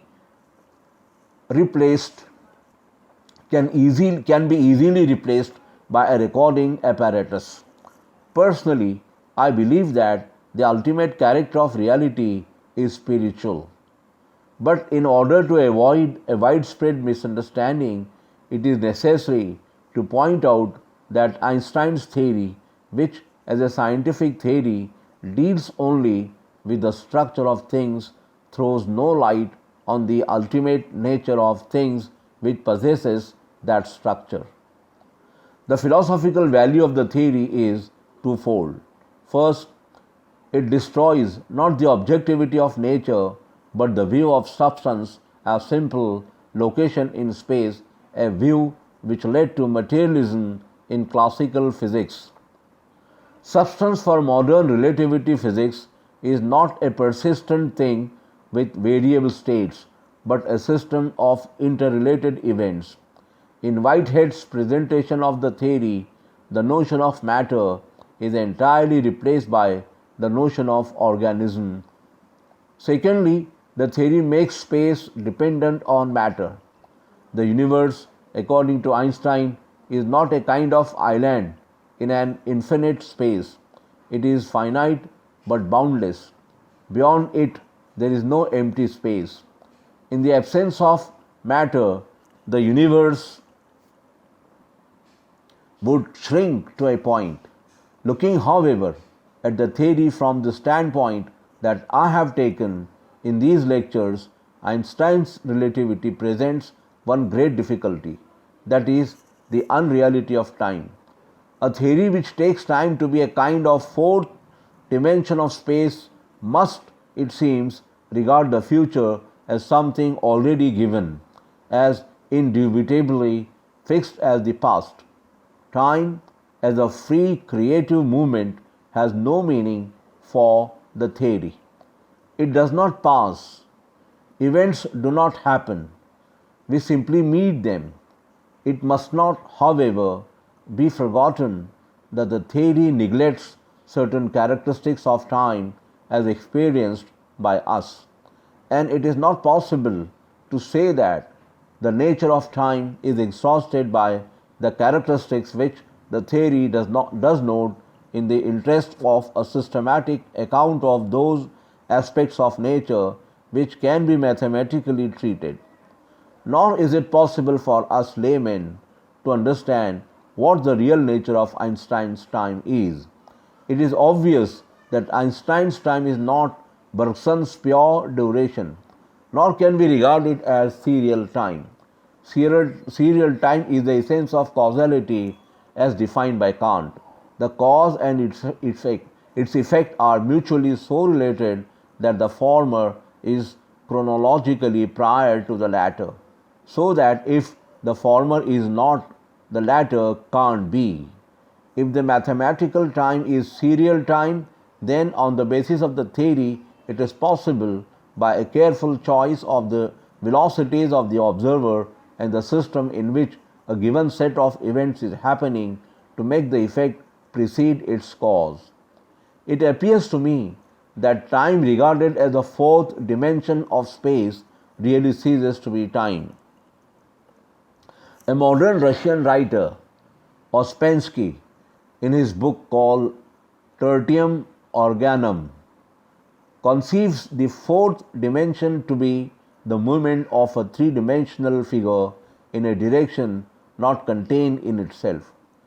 Just as the movement of the point, the line and the surface in a direction not contained in them gives us the ordinary three dimensions of space, in the same way the movement of the three-dimensional figure in a direction not contained in itself must give us the fourth dimension of space. And since time is a distance separating events in order of succession and binding them in different wholes, it is obviously a distance lying in a direction not contained in the three-dimensional space. As a narrow dimension, this distance separating events in the order of succession is incommensurable with the dimensions of three-dimensional space, as a year is incommensurable with St. Petersburg. It is perpendicular to all directions of three-dimensional space and is not parallel to any of them.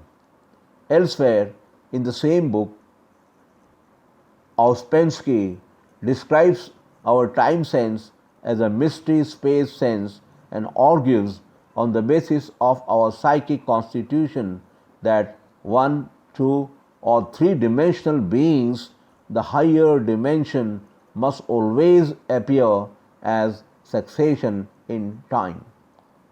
This obviously means that what appears to us three-dimensional beings as time is in reality an imperfectly sensed space dimension which in its own nature does not differ from the perfectly sensed dimensions of Euclidean space. In other words, time is not a genuine creative movement, and that what we call future events are not fresh happenings, but things already given and located in an unknown space. Yet, in his search for a fresh direction other than the three Euclidean dimensions, Ouspensky needs a real serial time, that is, a distance separating events in the order of succession. Thus, time which was needed and consequently viewed as succession for the purposes of one stage of the argument is quietly divested at a later stage of its serial character and reduced to what does not differ in anything from the other lines and dimensions of space. It is because of the serial character of time that Ouspensky was able to regard it as a genuinely new direction in space. If this characteristic is in reality an illusion, how can it fulfill Ouspensky's requirements of an original dimension? Passing now to other levels of experience, life and consciousness. Consciousness may be imagined as a deflection from life. Its function is to provide a luminous point in order to enlighten the forward rush of life.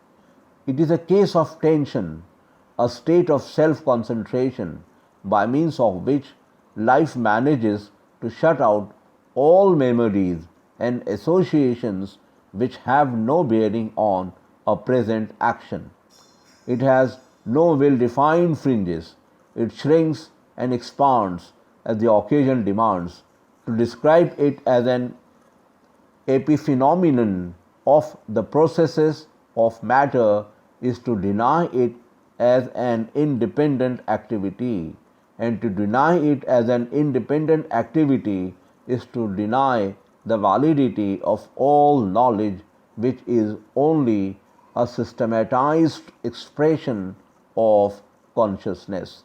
Thus, consciousness is a variety of the purely spiritual principle of life, which is not a substance but an organizing principle, a specific mode of behavior essentially different to the behavior of an externally worked machine.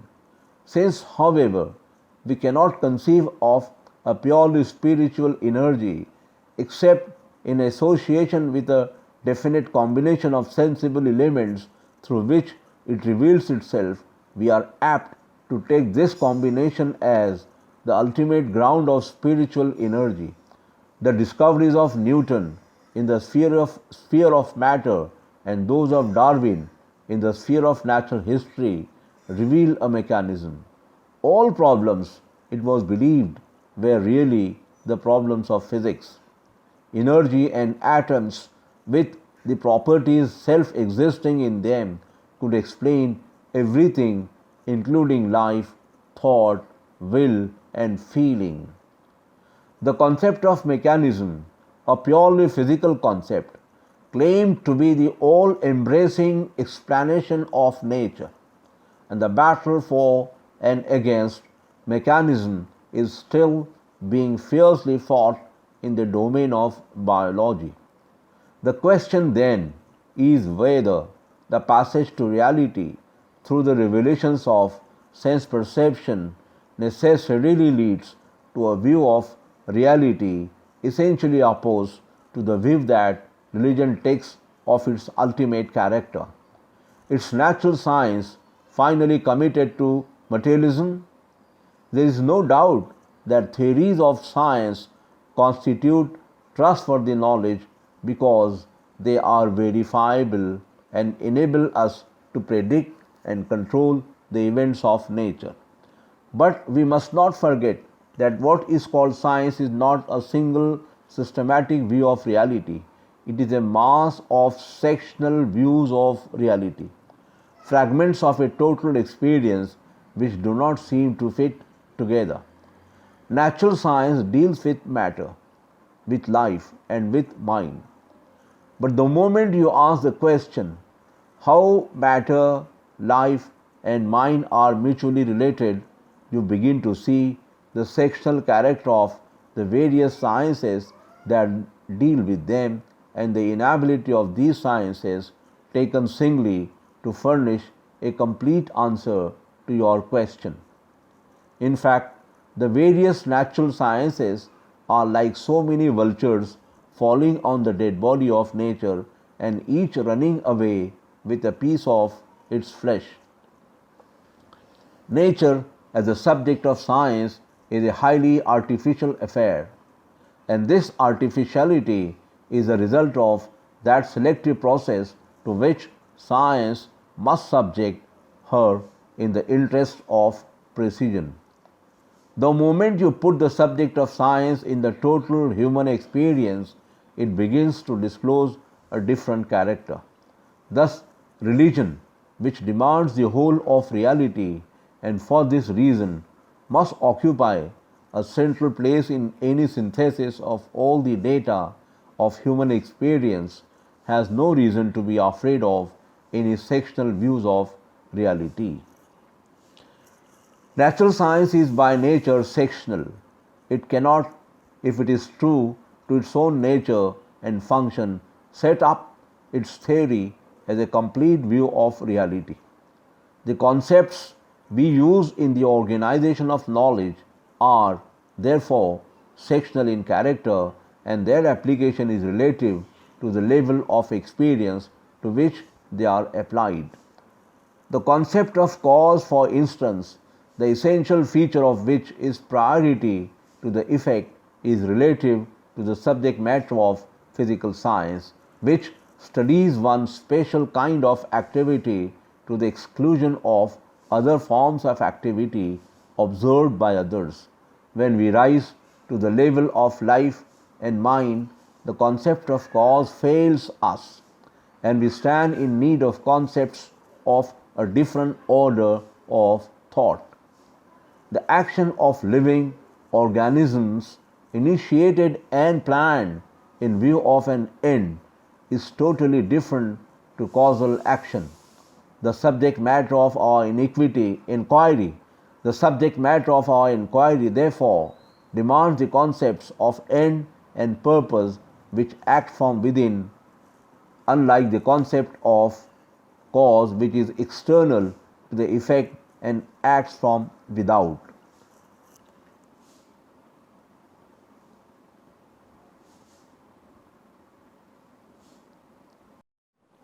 No doubt there are aspects of activity of a living organism which it shares with other objects of nature.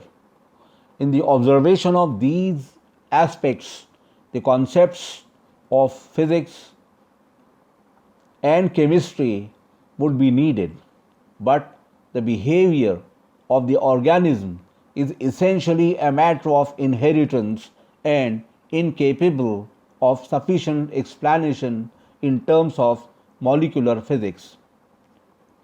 However, the concept of mechanism has been applied to life, and we have to see how far the attempt has succeeded. Unfortunately, I am not a biologist and must turn to biologists themselves for support. After telling us that the main difference between a living organism and a machine is that the former is self-maintaining and self-reproducing, J.S. Haldane says, it is thus evident that although we find within the living body many phenomena which, so long as we do not look closely, can be interpreted satisfactorily as physical and chemical mechanism. There are side by side other phenomena, that is, self maintenance and reproduction, for which the possibility of such interpretation seems to be absent.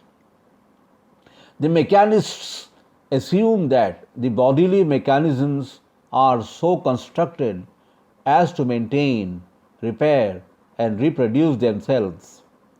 In the long process of natural selection, mechanisms of this sort have, they suggest, been evolved gradually.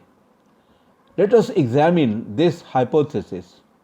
When we state an event in mechanical terms, we state it as a necessary result of certain simple properties of separate parts which interact in the event. The essence of the explanation or restatement of the event is that thereafter, due investigation, we have assumed that the parts interacting in the event have certain simple and definite properties, so that they always react in the same way under the same conditions. For a mechanical explanation, the reacting parts must first be given. Unless an arrangement of parts with definite properties is given, it is meaningless to speak of mechanical explanation. To postulate the existence of a self producing or self maintaining mechanism is thus to postulate something to which no meaning can be attached. Meaningless terms are sometimes used by physiologists, but there is none so absolutely meaningless as the expression mechanism of reproduction. Any mechanism there may be in the parent organism is absent in the process of reproduction and must reconstitute itself at each generation. Since the parent organism is reproduced from a mere tiny speck of its own body, there can be no mechanism of reproduction.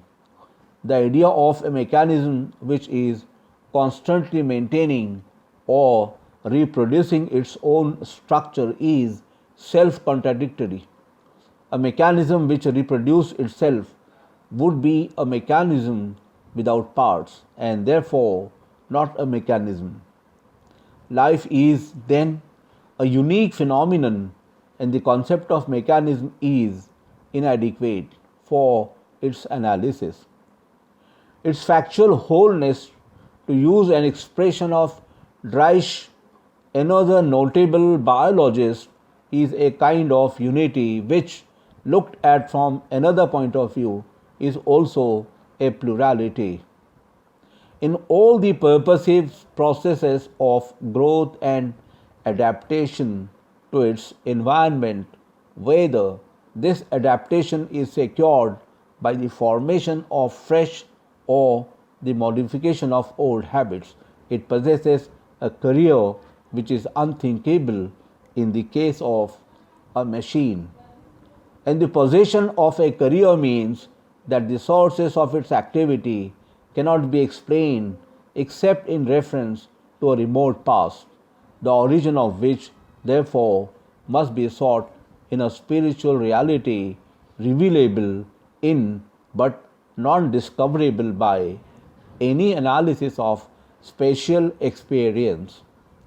It would therefore seem that life is foundational and anterior to the routine of physical and chemical processes, which must be regarded as a kind of fixed behavior formed during a long course of evolution. Further, the application of the mechanistic concepts to life, necessitating the view that the intellect itself is a product of evolution, brings science into conflict with its own objective principle of investigation. On this point, I will quote a passage from Wildon Carr, who has given a very pointed expression to this conflict. If intellect is a product of evolution, the whole mechanistic concept of the nature and origin of life is absurd, and the principle which science has adopted must clearly be revised. We have only to state it to see the self contradiction.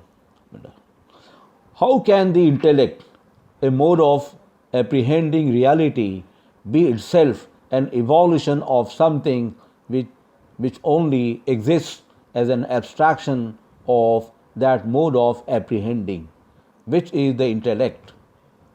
If intellect is an evolution of life, then the concept of the life which can evolve intellect as a particular mode of apprehending reality must be the concept of a more concrete activity than that of any abstract mechanical movement which the intellect can present to itself by analyzing its apprehended content. And yet, further, if the intellect be a product of the evolution of life, it is not absolute but relative to the activity of the life which has evolved it.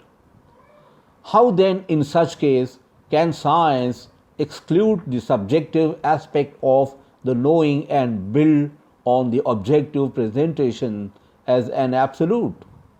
Clearly, the biological sciences necessitate a reconsideration of the scientific principle. I will now try to reach the primacy of life and thought by another route and carry you a step farther into our examination of experience. This will throw some further light on the primacy of life and will also give us an insight into the nature of life as a psychic activity. We have seen that Professor Whitehead describes the universe not as something static but as a structure of events possessing the character of a continuous creative flow. This quality of nature's passage in time is perhaps the most significant aspect of experience which the Quran especially emphasizes and which, as I hope to be able to show in the sequel, offers the best clue to the ultimate nature of reality. To some of the verses, chapter 3, verses number 190, 191, chapter 2, verse number 164, chapter 24, verse number 44. Bearing on the point I have already drawn your attention, in view of the great importance of the subject, I will add here a few more. Verily, in the alternations of night and of day, and in all that God had created in the heavens and in the earth, are signs to those who fear Him. Chapter 10, verse number 6. And it is He who had ordained the night and the day to succeed one another for those who desire to think on God or desire to be thankful. Chapter 25, verse number 62. Seest thou not that God caused the night to come in upon the day, and the day to come in upon the night, and that He had subjected the sun and the moon to laws by which each speeds along to an appointed goal. Chapter 31, verse number 29. It is of Him that the night returns on the day, and that the day returns on the night. Chapter 39, verse number 5. And of Him is the change of the night and of the day. Chapter 23, verse number 80. There is another set of verses which, indicating the relativity of our reckoning of time, suggests the possibility of unknown levels of consciousness. But I will content myself with a discussion of the familiar yet deeply significant aspect of experience alluded to in the verses quoted above. Among the representatives of contemporary thought, Bergson is the only thinker who has made a keen study of the phenomenon of duration in time. I will first briefly explain to you his view of duration and then point out the inadequacy of his analysis in order fully to bring out the implications of a completer complete view of the intemporal aspect of existence. The ontological problem before us is how to define the ultimate nature of existence. That the universe persists in time is not open to doubt. Yet, since it is external to us, it is possible to be skeptical about its existence. In order completely to grasp the meaning of this persistence in time, we must be in a position to study some privileged case of existence which is absolutely unquestionable and gives us the further assurance of a direct vision of duration. Now, my perception of things that confront me is superficial and external, but my perception of my own self is internal, intimate, and profound. It follows, therefore, that conscious experience is that privileged case of existence in which we are in absolute contact with reality, and an analysis of this privileged case is likely to throw a flood of light on the ultimate meaning of existence. What do I find when I fix my gaze on my own conscious experience? In the words of Bergson, I pass from state to state. I am warm and cold. I am merry or sad. I work or I do things. I look at what is around me or I think of something else. Sensations, feelings, volitions, ideas, such are the changes into which my existence is divided and which color it in turns. I change then without ceasing. Thus, there is nothing static in my inner life. All is a constant mobility, an unceasing flux of states, a perpetual flow in which there is no halt or resting place. Constant change, however, is unthinkable without time. On the analogy of our inner experience, then, conscious existence means life in time. A keener insight into the nature of conscious experience, however, reveals that the self in its inner life moves from the center outwards. It has, so to speak, two sides which may be described as appreciative and efficient. On its efficient side, it enters into relation with what we call the world of space. The efficient self is the subject of associationist psychology. The practical self of daily life in its dealing with the external order of things which determine our passing states of consciousness and stamp on these states their own special feature of mutual isolation. The self here lives outside itself as it were, and while retaining its unity as a totality, discloses itself as nothing more than a series of specific and consequently numerable states. The time in which the efficient self lives is, therefore, the time of which we predicate long and short. It is hardly distinguishable from space. We can conceive it only as a straight line composed of spatial points which are external to one another, like so many stages in a journey. But time thus regarded is not true time, according to Bergson. Existence in experience reveals to us what I have called the appreciative side of the self, with our absorption in the external order of things necessitated by our present situation. It is extremely difficult to catch a glimpse of the appreciative self.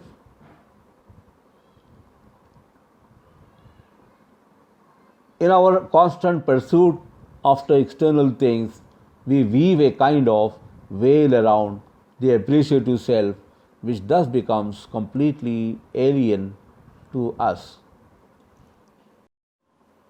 It is only in the moments of profound meditation, when the efficient self is in abeyance, that we sink into our deeper self and reach the inner center of experience. In the life process of this deeper ego, the states of consciousness melt into each other. The unity of the appreciative ego is like the unity of the germ in which the experiences of its individual ancestors exist, not as a plurality, but as a unity in which every experience permeates the whole. There is no numerical distinctness of states in the totality of the ego, the multiplicity of whose elements is, unlike that of the efficient self, wholly qualitative. There is change and movement, but change and movement are indivisible. Their elements interpenetrate and are wholly non-serial in character. It appears that the time of the appreciative self is a single now, which the efficient self, in its traffic with the world of space, pulverizes into a series of nows like pearl beads in a thread. Here is then pure duration, unadulterated by space. The Quran, with its characteristic simplicity, alludes to the serial and non serial aspects of duration in the following verses.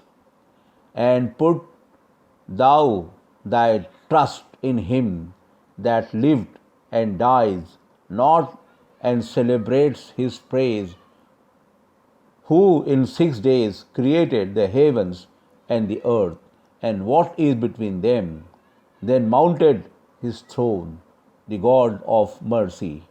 Chapter number 25, verses number 58, 59. All things we have created with a fixed destiny. Our command was but one, swift as the twinkling of an eye. Chapter 54, verses number 49 and 50.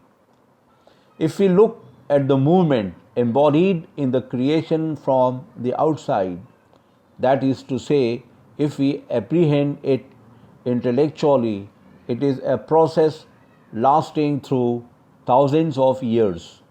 For one divine day, in the terminology of the Quran, as of the Old Testament, is equal to 1,000 years. From another point of view, the process of creation, lasting through thousands of years, is a single indivisible act, swift as the twinkling of an eye.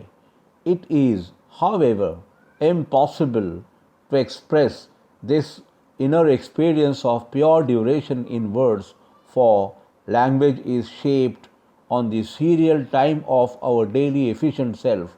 Perhaps an illustration will further elucidate the point. According to physical science, the cause of your sensation of red is the rapidity of wave motion, the frequency of which is 400 billions per second. If you could observe this tremendous frequency from the outside and count it at the rate of 2000 per second, which is supposed to be the limit of the perceptibility of light, it will take you more than 6,000 years to finish the enumeration. Yet, in the single momentary mental act of perception, you hold together a frequency of wave motion which is practically incalculable. That is how the mental act transforms succession into duration. The appreciative self, then, is more or less corrective of the efficient self, inasmuch as it synthesizes all the heres and nows, the small changes of space and time indispensable to the efficient self into the coherent wholeness of personality. Pure time, then, as revealed by a deeper analysis of our conscious experience, is not a string of separate reversible instants. It is an organic whole in which the past is not left behind but is moving along with and operating in the present, and the future is given to it not as lying before, yet to be traversed. It is given only in the sense that it is present in its nature as an open possibility. It is time regarded as an organic whole that the Quran describes as taqdeer or the destiny, a word which has been so much misunderstood both in and outside the world of Islam. Destiny is time regarded as prior to the disclosure of its possibilities. It is time freed from the net of causal sequence. The diagrammatic character which the logical understanding imposes on it.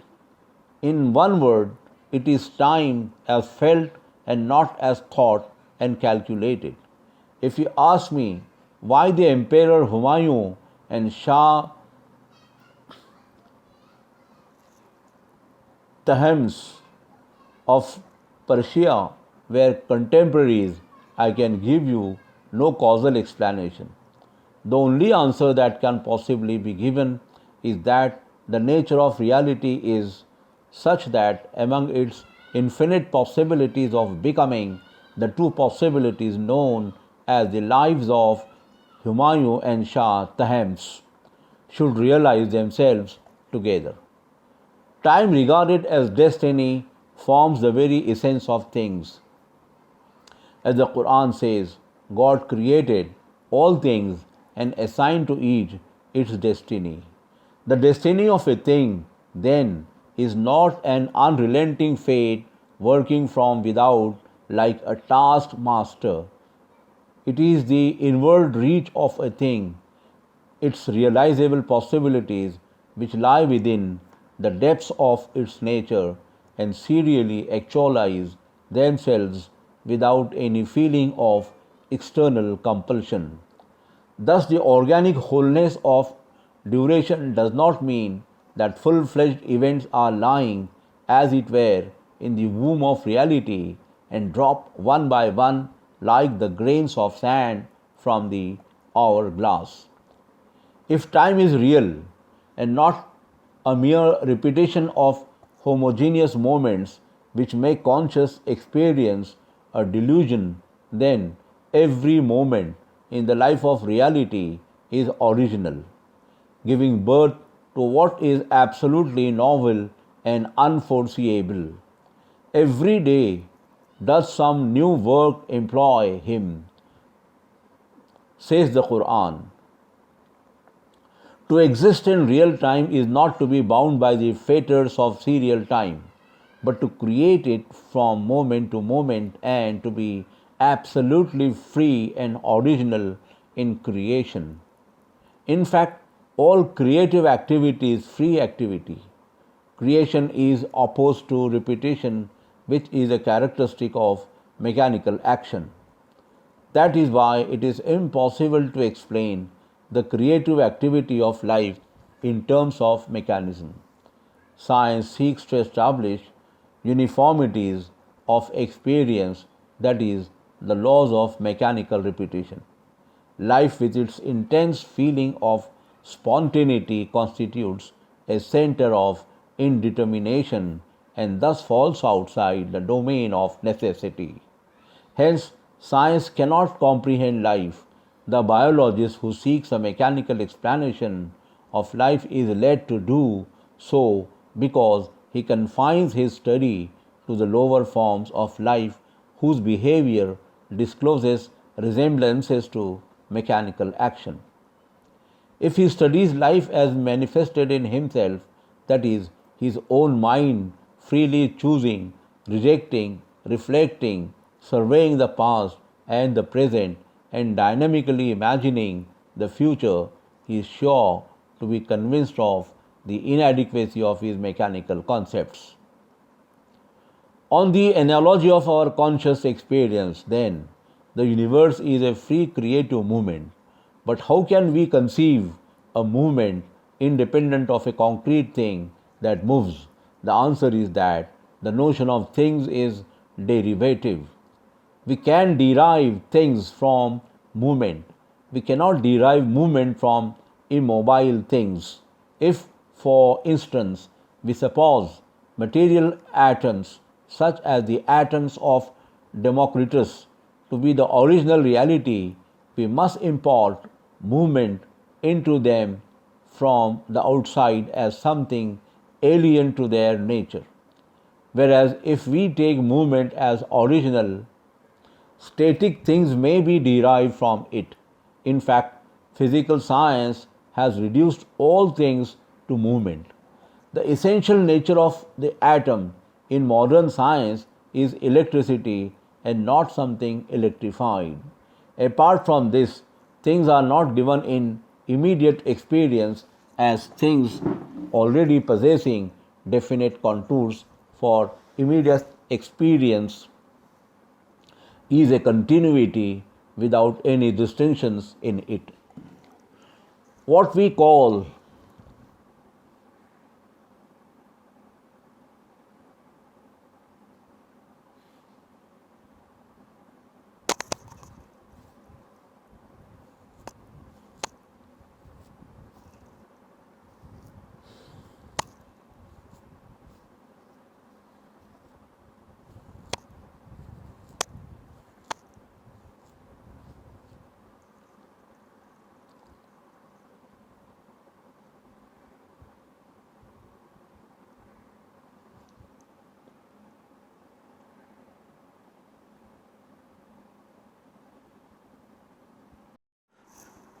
What we call things are events in the continuity of nature which thought specializes and thus regards as mutually isolated for purposes of action.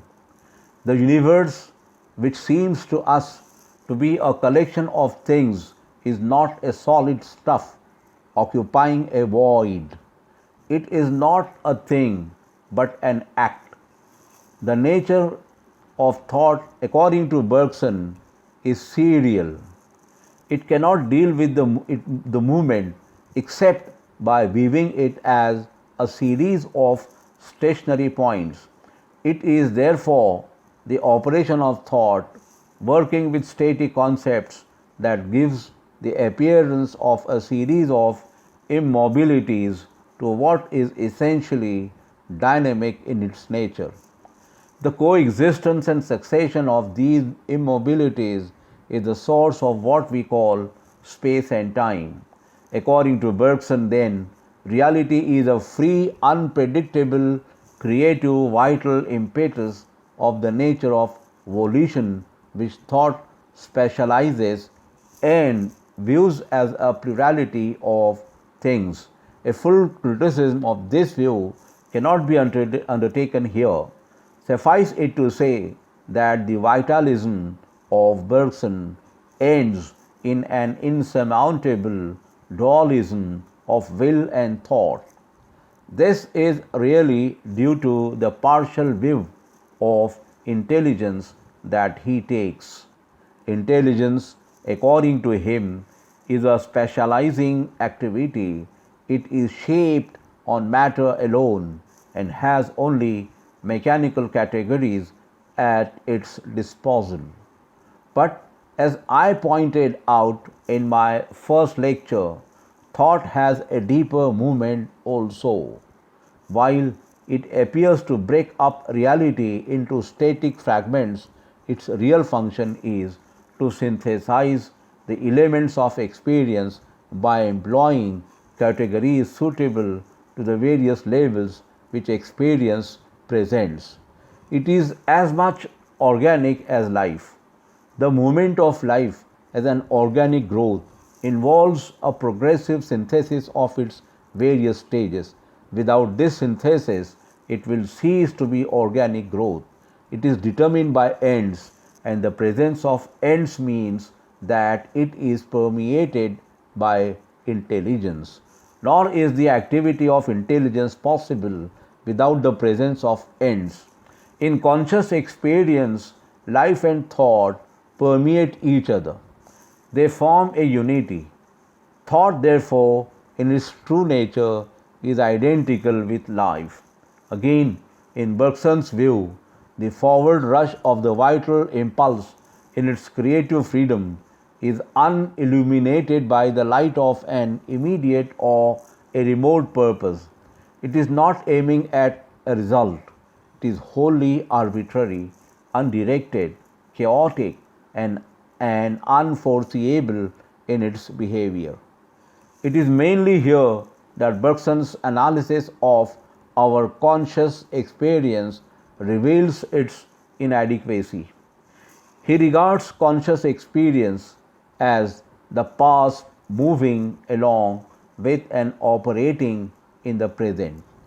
He ignores that the unity of consciousness has a forward looking aspect also.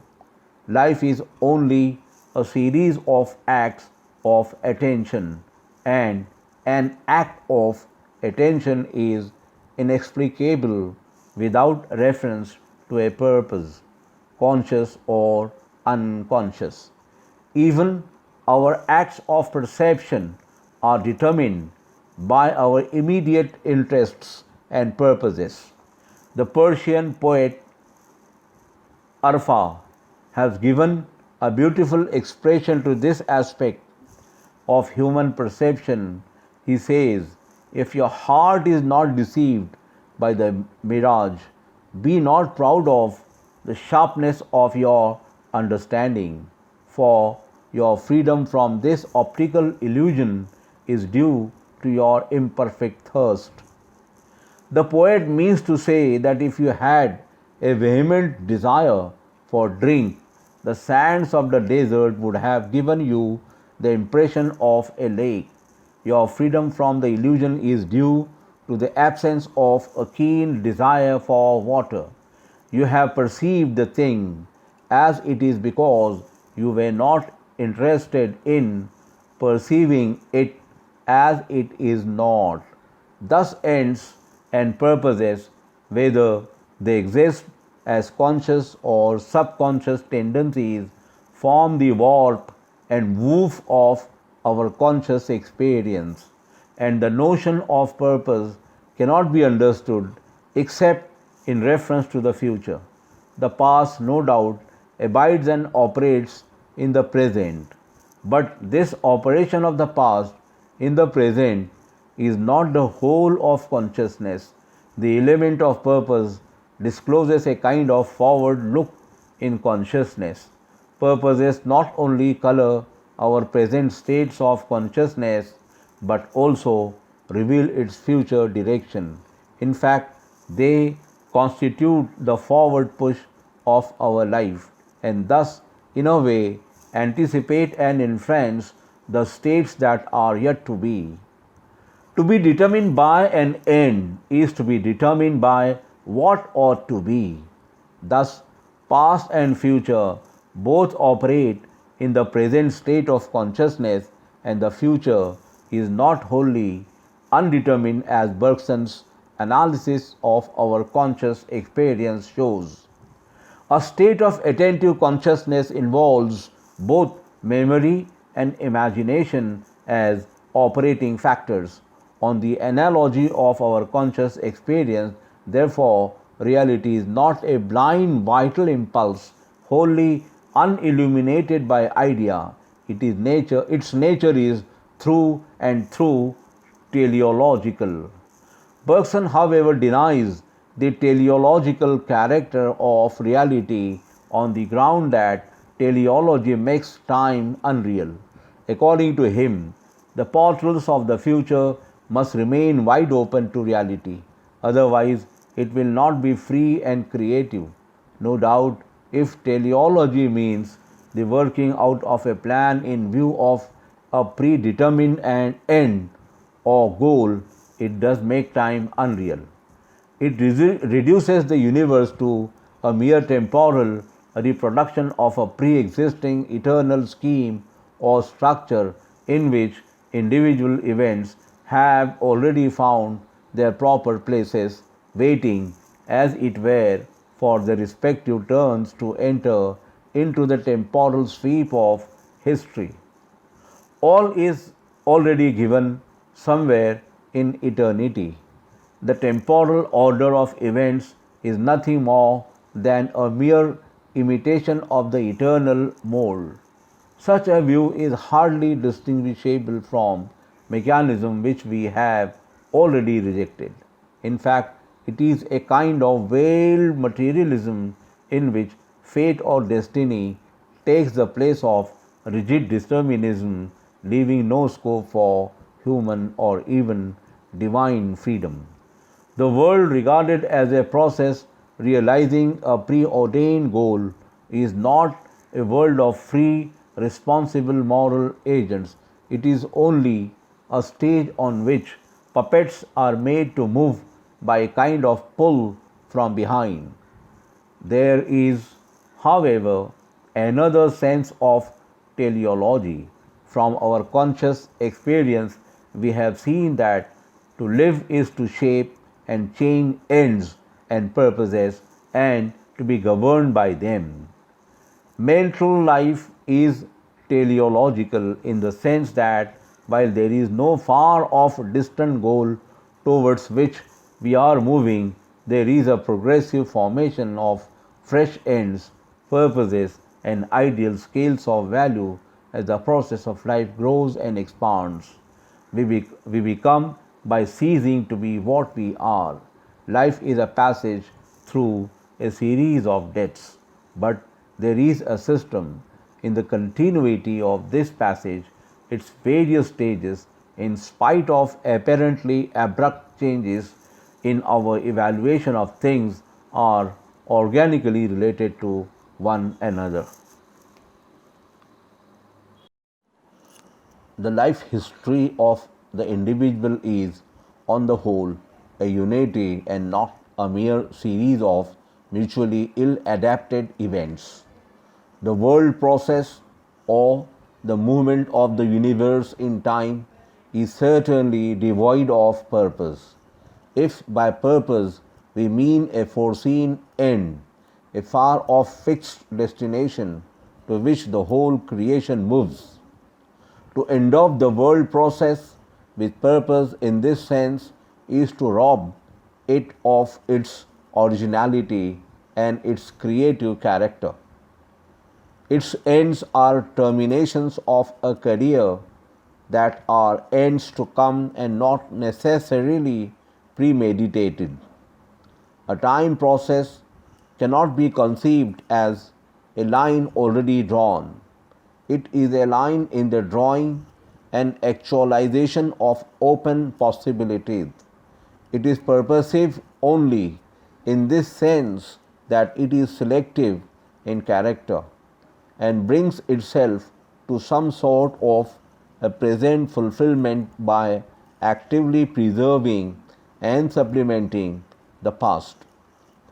To my mind, nothing is more alien to the Quranic outlook than the idea that the universe is temporal, working out of a preconceived plan. As I have already pointed out, the universe, according to the Quran, is liable to increase. It is a growing universe and not an already completed product which left the hand of its maker ages ago and is now lying stretched in space as a dead mass of matter to which time does nothing and consequently is nothing. We are now, I hope, in a position to see the meaning of the words, and it is He who had ordained the night and the day to succeed one another for those who desire to think on God or desire to be thankful. A critical interpretation of the sequence of time as revealed in ourselves has led us to a notion of the ultimate reality as pure duration in which thought, life, and purpose interpenetrate to form an organic unity. We cannot conceive this unity except as the unity of a self, an all embracing concrete self, the ultimate source of all individual life and thought. I venture to think that the error of Bergson consists in regarding pure time as prior to self, to which alone pure duration is predictable. Neither pure space nor pure time can hold together the multiplicity of objects and events.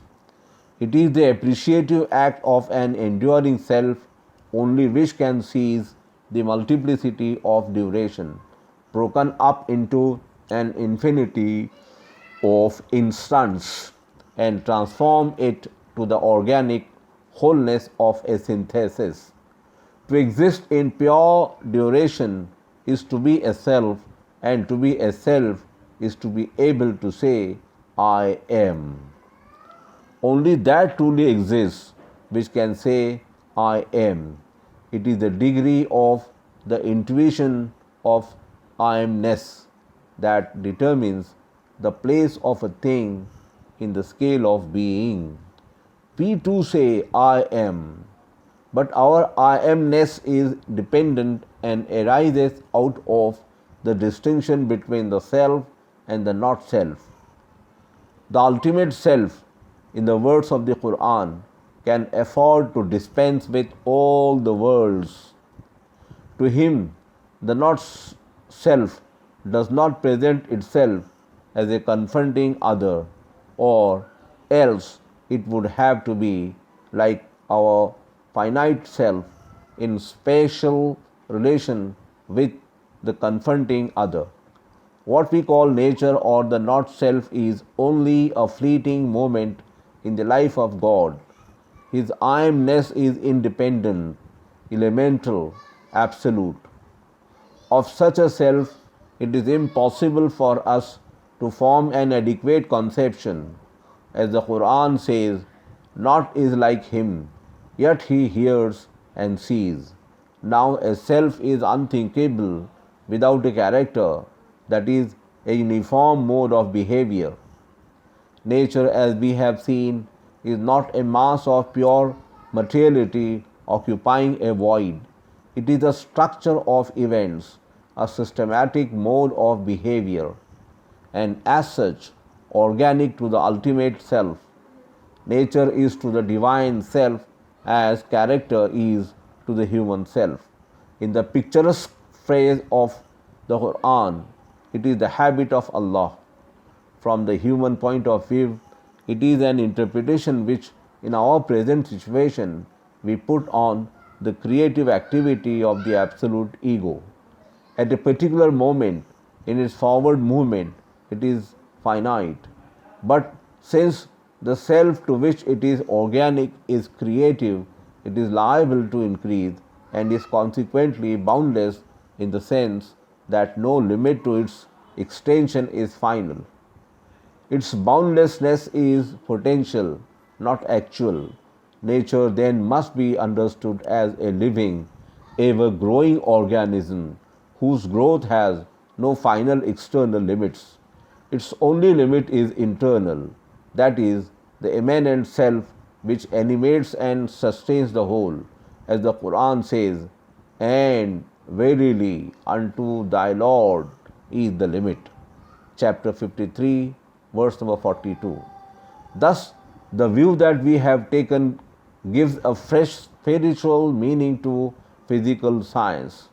The knowledge of nature is the knowledge of God's behavior. In our observation of nature, we are virtually seeking a kind of intimacy with the absolute ego, and this is only another form of worship. The above discussion takes time as an essential element in the ultimate reality. The next point before us, therefore, is to consider the late Dr. MacTaggart's argument relating to the unreality of time.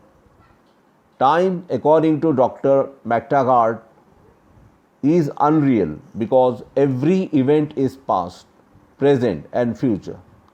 Queen Anne's death, for instance, is past to us. It was present to her contemporaries and future to William III.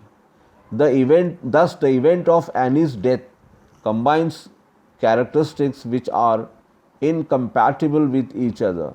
It is obvious that the argument proceeds on the assumption that the serial nature of time is final. If we regard past, present, and future as essential to time, then we picture time as a straight line, part of which we have travelled and left behind, and part lies yet untravelled before us. This is taking time not as a living creative moment, but as a static absolute holding the ordered multiplicity of fully shaped cosmic events, revealed serially like the pictures of a film to the outside observer. We can indeed say that Queen Anne's death was future to William III, but if this event is regarded as already fully shaped and lying in the future, waiting for its happening. But a future event, as Broad justly points out, cannot be characterized as an event. Before the death of Anne, the event of her death did not exist at all. During Anne's life, the event of her death existed only as an unrealized possibility in the nature of reality, which included it as an event only when, in the course of its becoming, is reached the point of the actual happening of that event. The answer to Dr. MacTaggart's argument is that the future exists only as an open possibility and not as a reality. Nor can it be said that an event combines incompatible characteristics when it is described both as past and present. When an event X does happen, it enters into an unalterable relation with all the events that have happened before it. These relations are not at all affected by the relations of X with other events which happen after X by the further becoming of reality. No true or false proposition about these relations will ever become false or true. Hence, there is no logical difficulty in regarding an event as both past and present. It must be confessed, however, that the point is not free from difficulty and requires much further thinking. It is not easy to solve the mystery of time. Augustine's profound words are as true today as they were when they were uttered. If no one questions me of time, I know it. If I would explain to a questioner, I know it not. Personally, I am inclined to think that time is an essential element in reality, but real time is not serial time to which the distinction of past, present, and future is essential. It is pure duration, that is, change without succession, which McTaggart's argument does not touch. Serial time is pure duration pulverized by thought, a kind of device by which reality exposes its ceaseless creative activity to quantitative measurement. It is in this sense that the Quran says, "And of him is the change of the night and of the day." But the question you are likely to ask is, can change be predicated of the ultimate ego? We as human beings are functionally related to an independent world process. The conditions of our life are mainly external to us. The only kind of life known to us is desire, pursuit, failure, or attainment, a continuous change from one situation to another. From our point of view, life is change, and change is essentially imperfection. At the same time, since our conscious experience is the only point of departure for all knowledge, we cannot avoid the limitation of interpreting facts in the light of our own inner experience.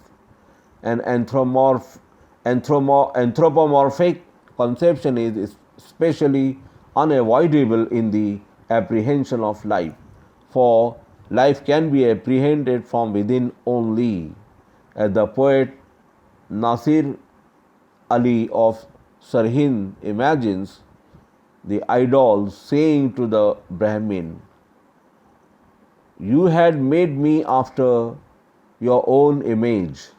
After all, what has you seen beyond yourself?" It was the fear of conceiving divine life after the image of human life that the Spanish Muslim theologian Ibn Azam hesitated to predicate life of God and ingeniously suggested that God should be described as living, not because he is living in the sense of our experience of life, but only because he is so described in the Quran.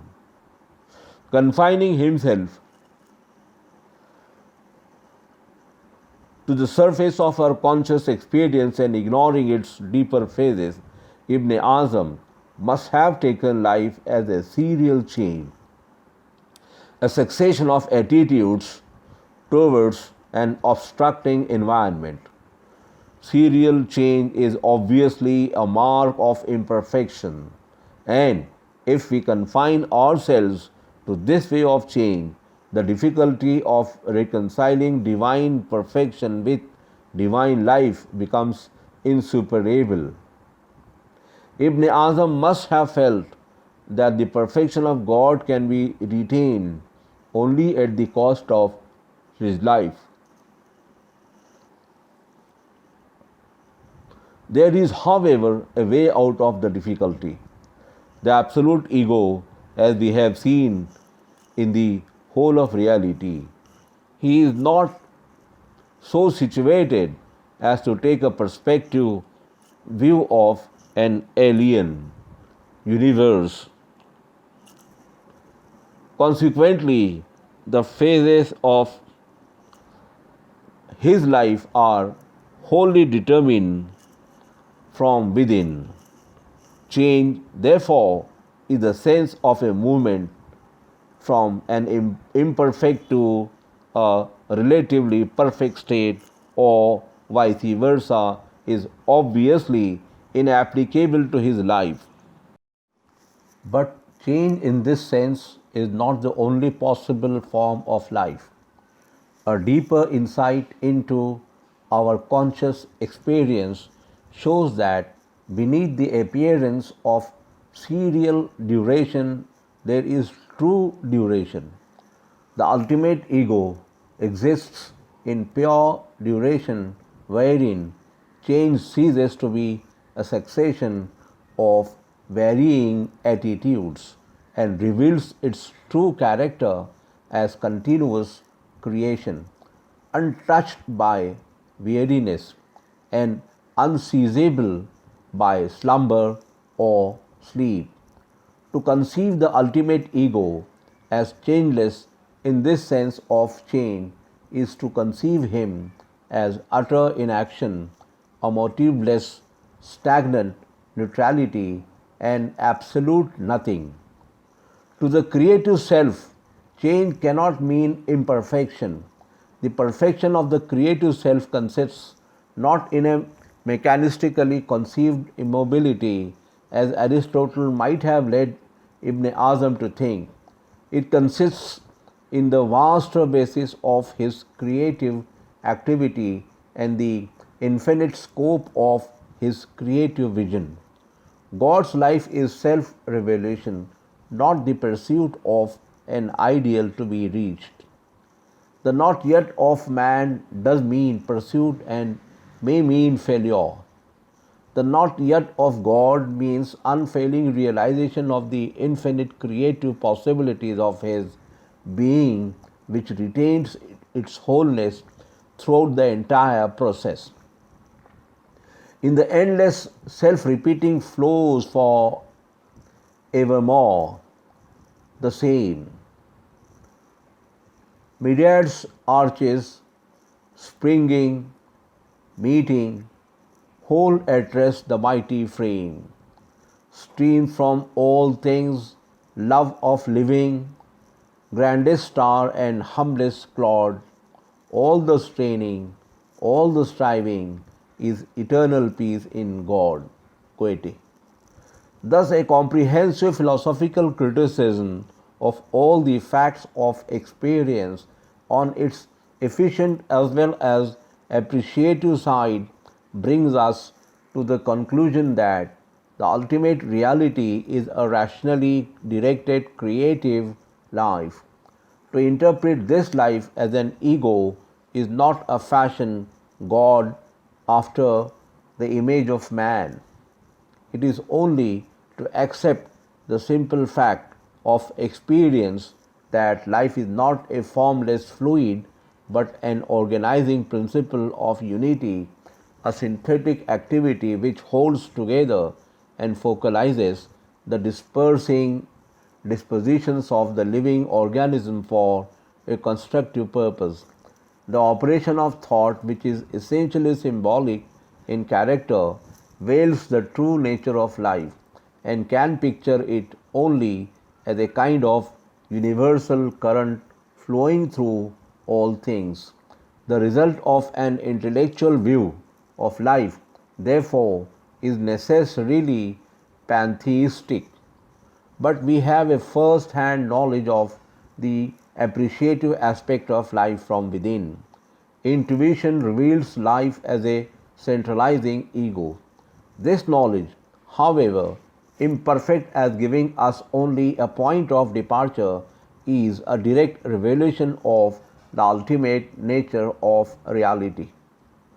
Thus, the facts of experience justify the inference that the ultimate nature of reality is spiritual and must be conceived as an ego. But the aspiration of religion soars higher than that of philosophy. Philosophy is an intellectual view of things and, as such, does not care to go beyond a concept which can reduce all the rich variety of experience to a system. It sees reality from a distance, as it were. Religion seeks a closer contact with reality. The one is theory, the other is living experience, association, intimacy. In order to achieve this intimacy, thought must rise higher than itself and find its fulfillment in an attitude of mind which religion describes as prayer. One of the last words on the lips of the Prophet of Islam, peace be upon him.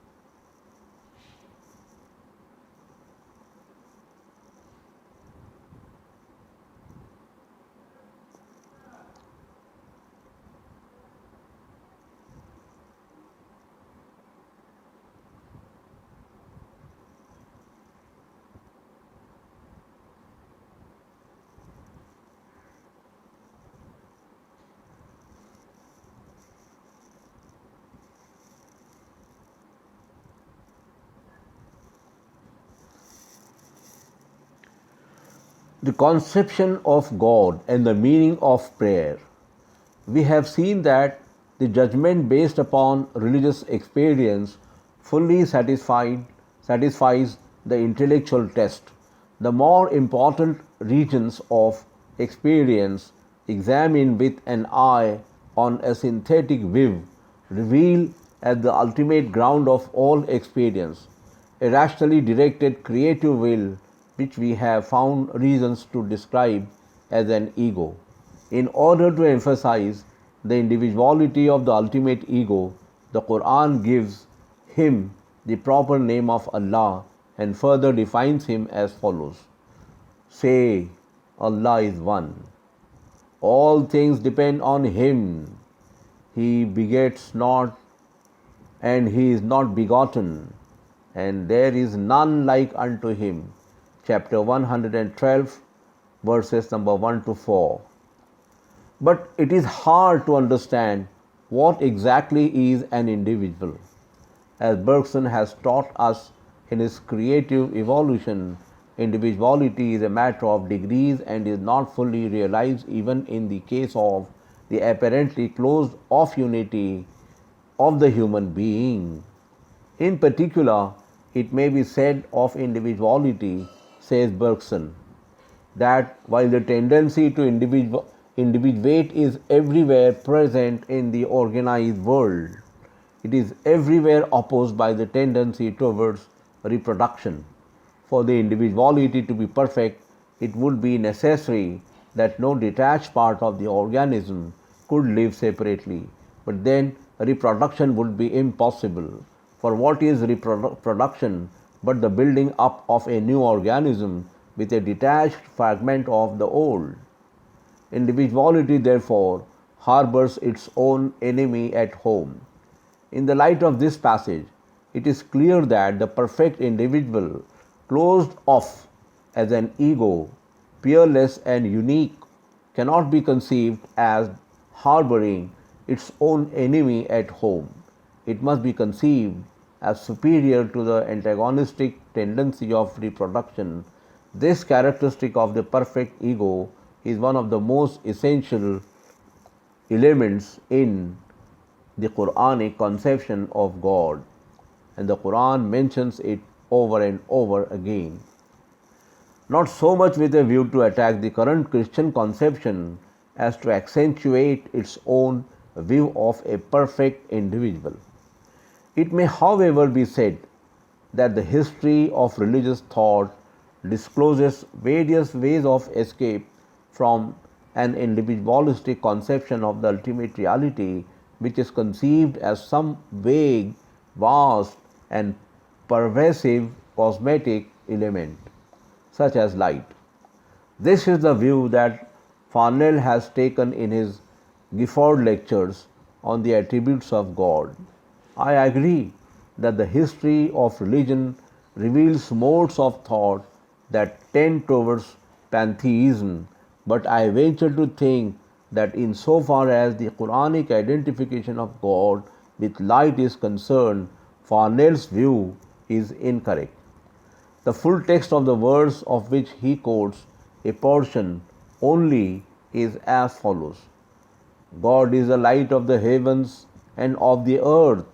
His light is like a niche in which is a lamp, the encased in a glass, the glass as it were a star. Chapter number 24, verse number 35. No doubt the opening sentence of the verse gives the impression of an escape from an individualistic conception of God. But when we follow the metaphor of light in the rest of the verse, it gives just the opposite impression. The development of the metaphor is meant rather to exclude the suggestion of a formless cosmic element by centralizing the light in a flame which is future individualized by its encasement in a glass likened unto a well-defined star. Personally, I think the description of God as light in the revealed literature of Judaism, Christianity, and Islam must now be interpreted differently. The teaching of modern physics is that The velocity of light cannot be exceeded and is the same for all observers, whatever their own system of movement. Thus, in the world of change, light is the nearest approach to the Absolute. The metaphor of light as applied to God, therefore, must, in view of modern knowledge, be taken to suggest the absoluteness of God and not His omnipresence, which easily lends itself to a pantheistic interpretation. There is, however, one question which will be raised in this connection. Does not individuality imply finitude? If God is an ego and as such an individual, how can we conceive Him as infinite? The answer to this question is that God cannot be conceived as infinite in the sense of spatial infinity. In matters of spiritual valuation, mere immensity counts for nothing. Moreover, as we have seen before, temporal and spatial infinities are not absolute. Modern science regards nature not as something static, situated in an infinite void, but a structure of interrelated events out of whose mutual relations arise the concepts of space and time. And this is only another way of saying that space and time are interpretations which thought puts upon the creative activity of the ultimate ego. Space and time are possibilities of the ego, only partially realized in the shape of our mathematical space and time. Beyond him and apart from his creative activity, there is neither time nor space to close him off in reference to other egos. The ultimate ego is therefore neither infinite in the sense of spatial infinity, nor finite in the sense of the space-bound human ego whose body closes off in reference to other egos. Beyond him and apart from his creative activity, there is neither time nor space to close him off in reference to other egos. The ultimate ego is, therefore, neither infinite in the sense of spatial infinity nor finite in the sense of the space-bound human ego whose body closes him off in reference to other egos. The infinity of the ultimate ego consists in the infinite inner possibilities of his creative activity, of which the universe, as known to us, is only a partial expression. In other words, God's infinity is intensive, not extensive. It involves an infinite series, but is not that series. The other important elements in the Quranic conception of God from a purely intellectual point of view are creativeness, knowledge, omnipotence, and eternity. I shall deal with them serially. Finite minds regard nature as a confronting other, existing per se, which the mind knows but does not make. We are thus apt to regard the act of creation as a specific past event, and the universe appears to us as a manufactured article which has no organic relation to the life of its maker, and of which the maker is nothing more than a mere spectator. All the meaningless theological controversies about the idea of creation arise from this narrow vision of the finite mind. Thus, regarded, the universe is a mere accident in the life of God and might not have been created. The real question which we are called upon to answer is this: does the universe confront God as his other, with space intervening between him and it? The answer is that from the divine point of view, there is no creation in the sense of a specific event having a before and an after. The universe cannot be regarded as an independent reality standing in opposition to Him. This view of the matter will reduce both God and the world to two separate entities confronting each other in the empty receptacle of an infinite space. We have seen before that space, time, and matter are interpretations which thought puts on the free creative energy of God. They are not independent realities existing per se, but only intellectual modes of apprehending the life of God. The question of creation once arose among the disciples of the well known saint Bayezid of Bustan. One of the disciples very pointedly put the common sense view, saying, "There was a moment of time when God existed and nothing else existed beside Him." The saint's reply was equally pointed. "It is just the same now," said he, "as it was then. The world of matter, therefore, is not a stuff co-eternal with God, operated upon Him from a distance as it were. It is in its real nature one continuous act which thought breaks up into a plurality of mutually exclusive things."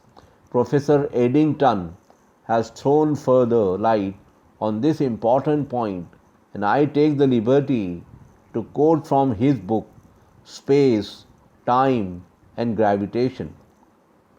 We have a world of point events with their primary interval relations. Out of these, an unlimited number of more complicated relations and qualities can be built up mathematically, describing various features of the state of the world. These exist in nature in the same sense as an unlimited number of walks exist on an open moor. But the existence is, as it were, latent unless someone gives a significance to the walk by following it, and in the same way, the existence of any one of these qualities of the world only acquires significance above its fellows if a mind singles it out for recognition. Mind filters out matter from the meaningless jumble of qualities, as the prism filters out the colors of the rainbow from the chaotic pulsations of white light. Mind exalts the permanent and ignores the transitory, and it appears from the mathematical study of relations that the only way in which mind can achieve her object is by picking out one particular quality as the permanent substance of the perceptual world, partitioning a perceptual time and space for it to be permanent in, and as a necessary consequence of this Hobson's choice, the laws of gravitation and mechanics and geometry have to be obeyed. It is too much to say that the mind's search for permanence has created the world of physics. The last sentence in this passage is one of the deepest things in Professor Addington's book. The physicist has yet to discover by his own methods that the passing show of the apparently permanent world of physics which the mind has created in its search for permanence is rooted in something more permanent, conceivable only as a self which alone combines the opposite attributes of change and permanence, and can thus be regarded as both constant and variable. There is, however, one question which we must answer before we proceed further. In what manner does the creative activity of God proceed to the work of creation? The most orthodox and still popular school of Muslim theology, I mean the Asharite, hold that the creative method of divine energy is atomic, and they appear to have based their doctrine on the following verse of the Quran: "And no one thing is here, but with us are its storehouses, and we send it not down but in fixed quantities." Chapter 15, verse number 21. The rise and growth of atomism in Islam, the first important indication of an intellectual revolt against the Aristotelian idea of a fixed universe, forms one of the most interesting chapters in the history of Muslim thought.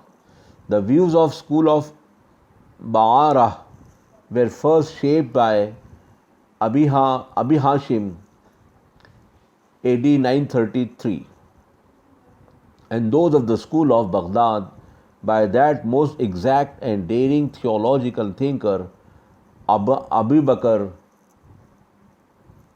Bakinal AD 1013. Later, in the beginning of the 13th century, we find a thoroughly systematic description in a book called The Guide of the Perplexed by Moses Maimonides, a Jewish theologian who was educated in the Muslim universities of Spain. A French translation of this book was made by Monk in 1866, and recently Professor MacDonald of America has given an excellent account of its contents in the ISIS, from which Dr. Zweimer has reprinted it in the Muslim World of January 1928. Professor MacDonald, however, has made no attempt to discover the psychological forces that determine the growth of atomistic kalam in Islam. He admits that there is nothing like the atomism of Islam in Greek thought, but unwilling as he is to give any credit for original thought to Muslim thinkers and finding a surface resemblance between the Islamic theory and the views of a certain sect of Buddhism, he jumps to the conclusion that the origin of the theory is due to Buddhistic influences on the thought of Islam. Unfortunately, a full discussion of the sources of this purely speculative theory is not possible in this lecture. I propose only to give you some of its more salient features, indicating at the same time the lines on which the work of reconstruction in the light of modern physics ought, in my opinion, to proceed. According to the Asharite school of thinkers, then the world is compounded of what they call jawahir, infinitely small parts or atoms which cannot be further divided. Since the creative activity of God is ceaseless, the number of the atoms can't be finite. Fresh atoms are coming into being every moment, and the universe is therefore constantly growing. As the Quran says, God adds to his creation what he wills. The essence of the atom is independent of its existence. This means that existence is a quality imposed on the atom by God. Before receiving this quality, the atom lies dormant, as it were, in the creative energy of God, and its existence means nothing more than divine energy becomes visible. The atom, in its essence, therefore, has no magnitude. It has its position, which does not involve space. It is by their aggregation that atoms become extended and generate space. Ibn Azam, the critique of atomism, acutely remarks that the language of the Quran makes no difference in the act of creation and the thing created. What we call a thing, then, is in its essential nature an aggregation of atomic acts. Of the concept of atomic act, however, it is difficult to form a mental picture. Modern physics too conceives as action the actual atom of a certain physical quantity, but as Professor Addington has pointed out, the precise formulation of the theory of quanta of action has not been possible so far, though it is vaguely believed that the atomicity of action is the general law and that the appearance of electrons is in some way dependent on it. Again, we have seen that each atom occupies a position which does not involve space. That being so, what is the nature of motion which we cannot conceive except as the atom's passage through space? Since the Asharite regarded space as generated by the aggregation of atoms, they could not explain movement as a body's passage through all the points of space intervening between the points of its start and destination. Such an explanation must necessarily assume the existence of void as an independent reality in order, therefore, to get over the difficulty of empty space. Naim resorted to the notion of nafrah or jump and imagine the moving body not as passing through all the discrete positions in space but as jumping over the void between one position and another. Thus, according to him, a quick motion and a slow motion passes the same speed, but the latter has more points of rest. I confess I do not quite understand this solution of the difficulty. It may, however, be pointed out that modern atomism has found a similar difficulty and a similar solution has been suggested. In view of the experiments relating to Planck's theory of quanta, we cannot imagine the moving atom as continuously traversing its path in space. One of the most hopeful lines of explanation, says Professor Whitehead in his Science in the Modern World, is to assume that an electron does not continuously traverse its path in space. The alternative notion as to its mode of existence is that it appears at a series of discrete positions in space which it occupies for successive durations of time. It is as though an automobile moving at the average rate of 30 miles an hour along a road did not traverse the road continuously but appeared successively at the successive milestones, remaining for 2 minutes at each milestone. Another feature of this theory of creation is the doctrine of accident, on the perpetual creation of which depends the continuity of the atom as an existent. If God ceases to create the accidents, the atom ceases to exist as an atom. The atom possesses inseparable positive or negative qualities. These exist in opposed couples as life and death, motion and rest, and possess practically no duration. Two propositions follow from this.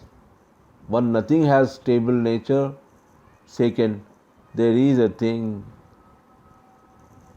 single order of atoms, that is what we call the soul is either a finer kind of matter or only an accident.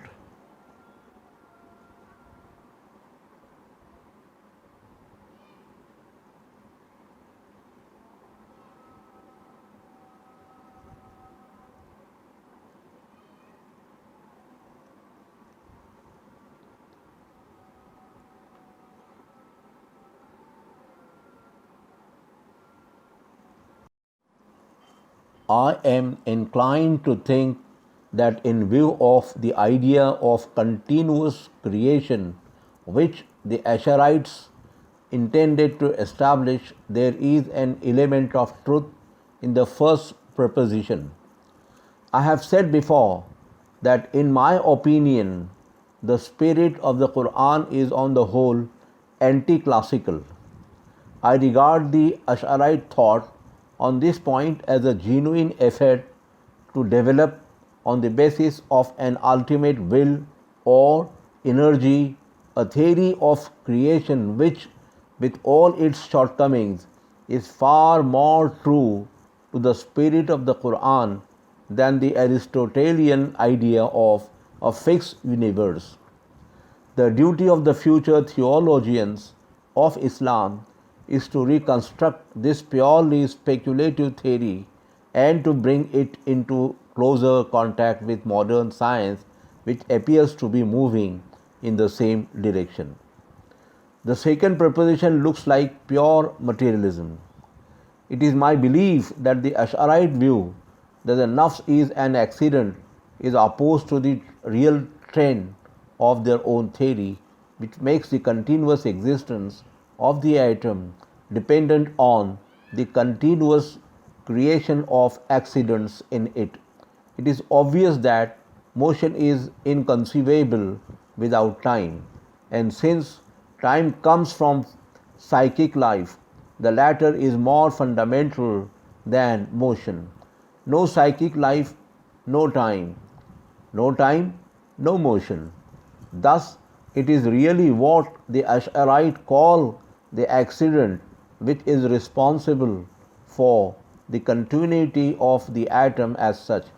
The atom becomes, or rather looks, specialized when it receives the quality of existence. Regarded as a phase of divine energy, it is essentially spiritual. The nafs is the pure act. The body is only the act becomes visible and hence measurable. In fact, the Ash'arite vaguely anticipated the modern notion of point instant, but they fail rightly to see the nature of the mutual relation between the point and the instant. The instant is the more fundamental of the two, but the point is inseparable from the instant as being a necessary mode of its manifestation. The point is not a thing, it is only a sort of looking at the instant. Rema is far more true to the spirit of Islam than Ghazali when he says, reality is therefore essentially spirit. But of course, there are degrees of spirit. In the history of Muslim thought, the idea of degrees of reality appears in the writings of Shahabuddin, Sohrawardi, Maqtil. In modern times, we find it worked out on a much larger scale in Hegel, and more recently in the late Lord Haldane's Reign of Relativity, which he published shortly before his death. I have conceived the ultimate reality as an ego, and I must add now that from the ultimate ego only egos proceed. The creative energy of the ultimate ego, in whom deed and thought are identical, functions as ego unities. The world in all its details, from the mechanical movement of what we call the atom of matter to the free movement of thought in the human ego, is the self-revelation of the great I am. Every atom of divine energy, however low in the scale of existence, is an ego. But there are degrees in the expression of egohood. Throughout the entire gamut of being runs the gradually rising note of egohood until it reaches its perfection in man. That is why the Quran declares the ultimate ego to be nearer to man than his own neck vein. Like pearls do, we live and move and have our being in the perpetual flow of divine life. Thus, a criticism inspired by the best traditions of Muslim thought tends to turn the Ash'arite scheme of atomism into a spiritual pluralism the details of which will have to be worked out by the future theologians of Islam. It may, however, be asked whether atomicity has a real seat in the creative energy of God or presents itself to us as such only because of our finite mode of apprehension. From a purely scientific point of view, I cannot say what the final answer to this question will be. From the psychological point of view, one thing appears to me to be certain, only that is, strictly speaking, real, which is directly conscious of its own reality. The degree of reality varies with the degree of the feeling of egohood. The nature of the ego is such that, in spite of its capacity to respond to other egos, it is self centered and possesses a private circuit of individuality, excluding all egos other than itself. In this alone consists its reality as an ego. Man, therefore, in whom egohood has reached its relative perfection, occupies a genuine place in the heart of divine creative energy, and thus possesses a much higher degree of reality than things around him. Of all the creations of God, he alone is capable of consciously participating in the creative life of his Maker. Endowed with the power to imagine a better world and to mold what is into what ought to be, the ego in him aspires, in the interest of an increasingly unique and comprehensive individuality, to exploit all the various environments on which he may be called upon to operate during the course of an endless career. But I would ask you to wait for a fuller treatment of this point till my lecture on the immortality and freedom of the ego. In the meantime, I want to say a few words about the doctrine of atomic time, which I think is the weakest part of the Ash'arite theory of creation. It is necessary to do so for a reasonable view of the divine attribute of eternity. The problem of time has always drawn the attention of Muslim thinkers and mystics. This seems to be due partly to the fact that, according to the Quran, the alternation of day and night is one of the greatest signs of God, and partly to the Prophet's identification of God with Dahr, time, in a well-known tradition referred to before. Indeed, some of the greatest Muslim Sufis believed in the mystic properties of the word Dahr, means time. According to Muhyiddin ibn Arabi, Dahr is one of the beautiful names of God, and Razi tells us in his commentary on the Quran that some of the Muslim saints had taught him to repeat the word Dahr, Daihur or Daihar. The Ash'arite theory of time is perhaps the first attempt in the history of Muslim thought to understand it philosophically. Time, according to the Ash'arite, is a succession of individual nows.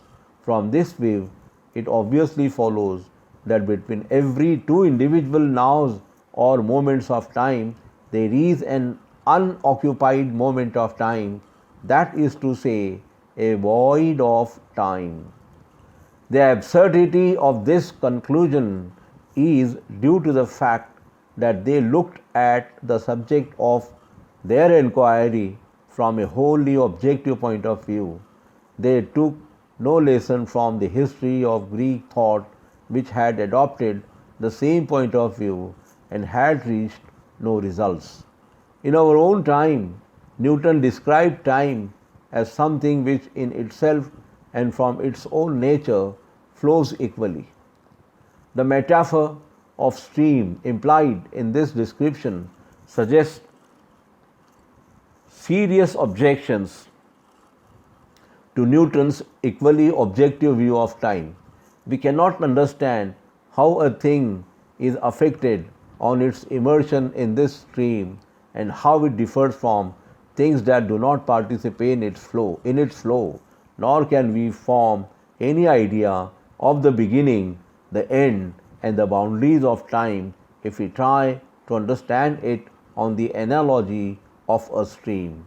Moreover, if flow, movement, or passage is the last word as to the nature of time, there must be another time to time, the movement of the first time, and another which times the second time, and so on to infinity.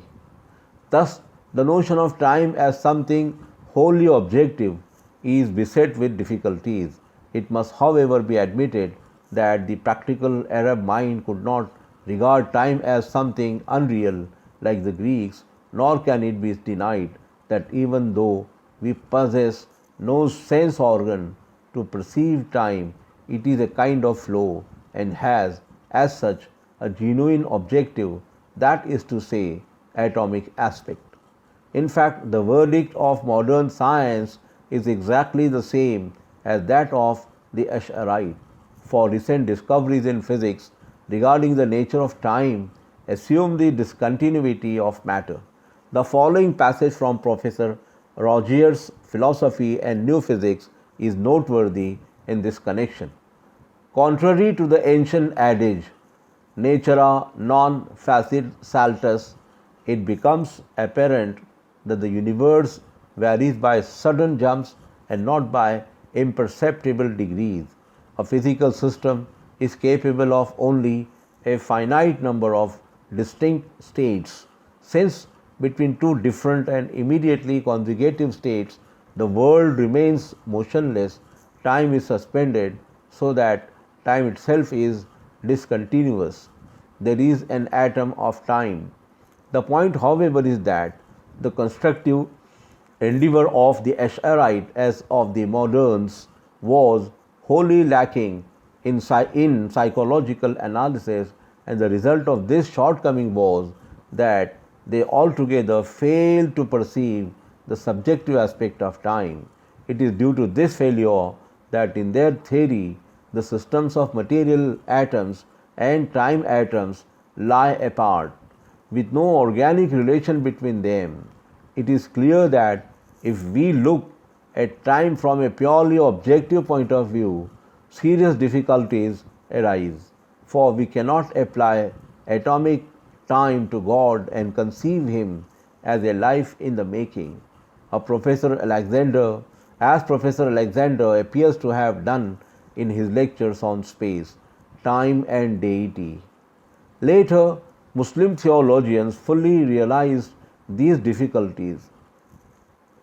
Mullah Jalaluddin Dawana, in a passage of his Zawri, which reminds the modern student of Professor Royce's view of time, tells us that if we take time to be a kind of span which makes possible the appearance of events as a moving procession and conceive this span to be a unity, then we cannot but describe it as an original state of divine activity, encompassing all the succeeding states of that activity. But the Mullah takes good care to add that a deeper insight into the nature of succession reveals its creativity, so that it disappears in the case of God, to whom all events are present in a single act of perception. The Sufi poet Irqa has a similar way of looking at the matter. He conceives infinite varieties of time relative to the varying grades of being intervening between materiality and pure spirituality. The time of gross bodies, which arises from the revolution of the heavens, is divisible into past, present, and future, and its nature is such that as long as one day does not pass away, the succeeding day does not come. The time of immaterial beings is also serial in character, but its passage is such that a whole year in the time of gross bodies is not more than a day in the time of an immaterial being.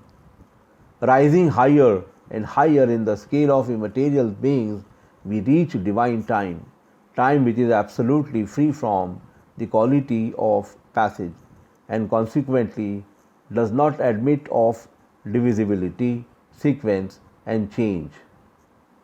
It is above eternity, it has neither beginning nor end. The eye of God sees all the visibles, and his ear hears all the audibles in one indivisible act of perception. The priority of God is not due to the priority of time. On the other hand, the priority of time is due to God's priority. Thus, divine time is what the Quran describes as the mother of books, in which the whole of history, freed from the net of causal sequence, is gathered up in a single super eternal now. Of all the Muslim theologians, however, it is Fakhruddin Razi who appears to have given his most serious attention to the problem of time. In his Eastern discussions, Razi subjects to a searching examination all the contemporary theories of time. He too is in the main objective in his method and finds himself unable to reach any definite conclusions until now. He says, I have not been able to discover anything really true with regard to the nature of time, and the main purpose of my book is to explain what can possibly be said for or against each theory without any spirit of partisanship, which I generally avoid, especially in connection with the problem of time. The above discussion makes it perfectly clear that a purely objective point of view is only partially helpful in our understanding of the nature of time. The right course is a careful psychological analysis of our conscious experience, which alone reveals the true nature of time. I suppose you remember the distinction that I drew in the two aspects of the self, appreciative and efficient. The appreciative self lives in pure duration, that is, change without succession. The life of the self consists in its movement from appreciation to efficiency, from intuition to intellect, and atomic time is born out of this movement. Thus, the character of our conscious experience, our point of departure in all knowledge, gives us a clue to the concept which reconciles the opposition of permanence and change, of time regarded as an organic whole or eternity, and time regarded as atomic. If then we accept the guidance of our conscious experience and conceive the life of the all-inclusive ego on the analogy of the finite ego, the time of the ultimate ego is revealed as change without succession, that is, an organic whole which appears atomic because of the creative movement of the ego. This is what Mar Damad and Mullah Baqir mean when they say the time is born with the act of creation by which the ultimate ego realizes and measures, so to speak, the infinite wealth of his own undermined creative possibilities. On the one hand, therefore, the ego lives in eternity, by which term I mean non-successional change. On the other, it lives in serial time, which I conceive as organically related to eternity in the sense that it is a measure of non-successional chain. In this sense alone, it is possible to understand the Quranic verse, to God belongs the alternation of day and night. But on this difficult side of the problem, I have said enough in my preceding lecture. It is now time to pass on to the divine attributes of knowledge and omnipotence. The word knowledge, as applied to the finite ego, always means discursive knowledge, a temporal process which moves round a veritable other, supposed to exist per se and confronting the knowing ego. In this sense, knowledge, even if we extend it to the point of omniscience, must always remain relative to its confronting other, and cannot therefore be predicated of the ultimate ego, who, being all inclusive, cannot be conceived as having a perspective like the finite ego. The universe, as we have seen before, is not an other existing per se in opposition to God. It is only when we look at the act of creation as a specific event in the life history of God that the universe appears as an independent other. From the standpoint of the all-inclusive ego, there is no other. In him, thought and deed, the act of knowing and the act of creating are identical. It may be argued that the ego, whether finite or infinite, is inconceivable without a confronting non-ego, and if there is nothing outside the ultimate ego cannot be conceived as an ego. The answer to this argument is that logical negations are of no use in forming a positive concept which must be based on the character of reality as revealed in experience. Our criticism of experience reveals the ultimate reality to be a rationally directed life which, in view of our experience of life, cannot be conceived except as an organic whole, is something closely knit together and possessing a central point of reference. This being the character of life, the ultimate life can be conceived only as an ego. Knowledge, in the sense of discursive knowledge, however infinite, cannot therefore be predicated of an ego who knows and at the same time forms the ground of the object known. Unfortunately, language does not help us here.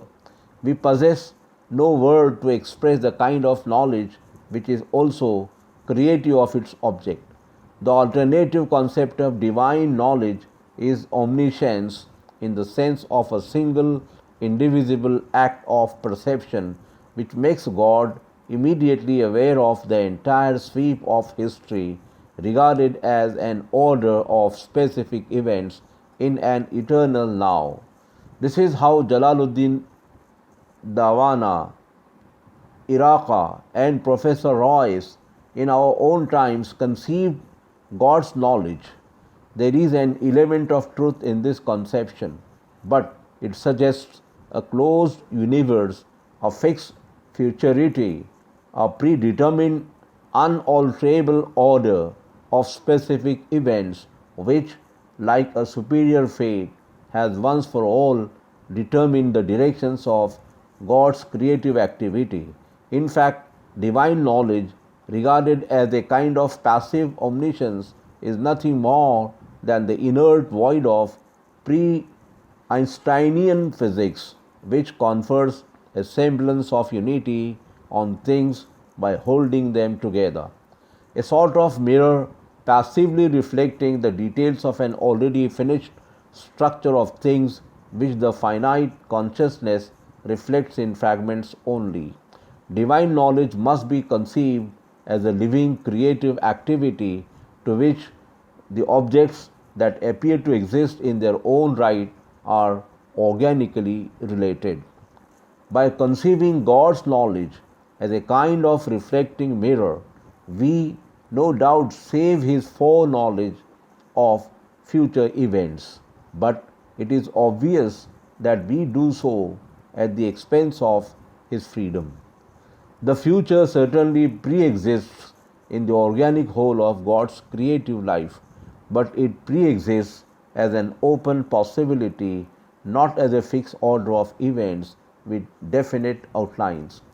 An illustration will perhaps help us in understanding what I mean. Suppose, as sometimes happens in the history of human thought, a fruitful idea with a great inner wealth of applications emerges into the light of your consciousness. You are immediately aware of the idea as a complex whole, but the intellectual working out of its numerous bearings is a matter of time. Intuitively, all the possibilities of the idea are present in your mind. If a specific possibility, as such, is not intellectually known to you at a certain moment of time, it is not because your knowledge is defective, but because there is yet no possibility to become known.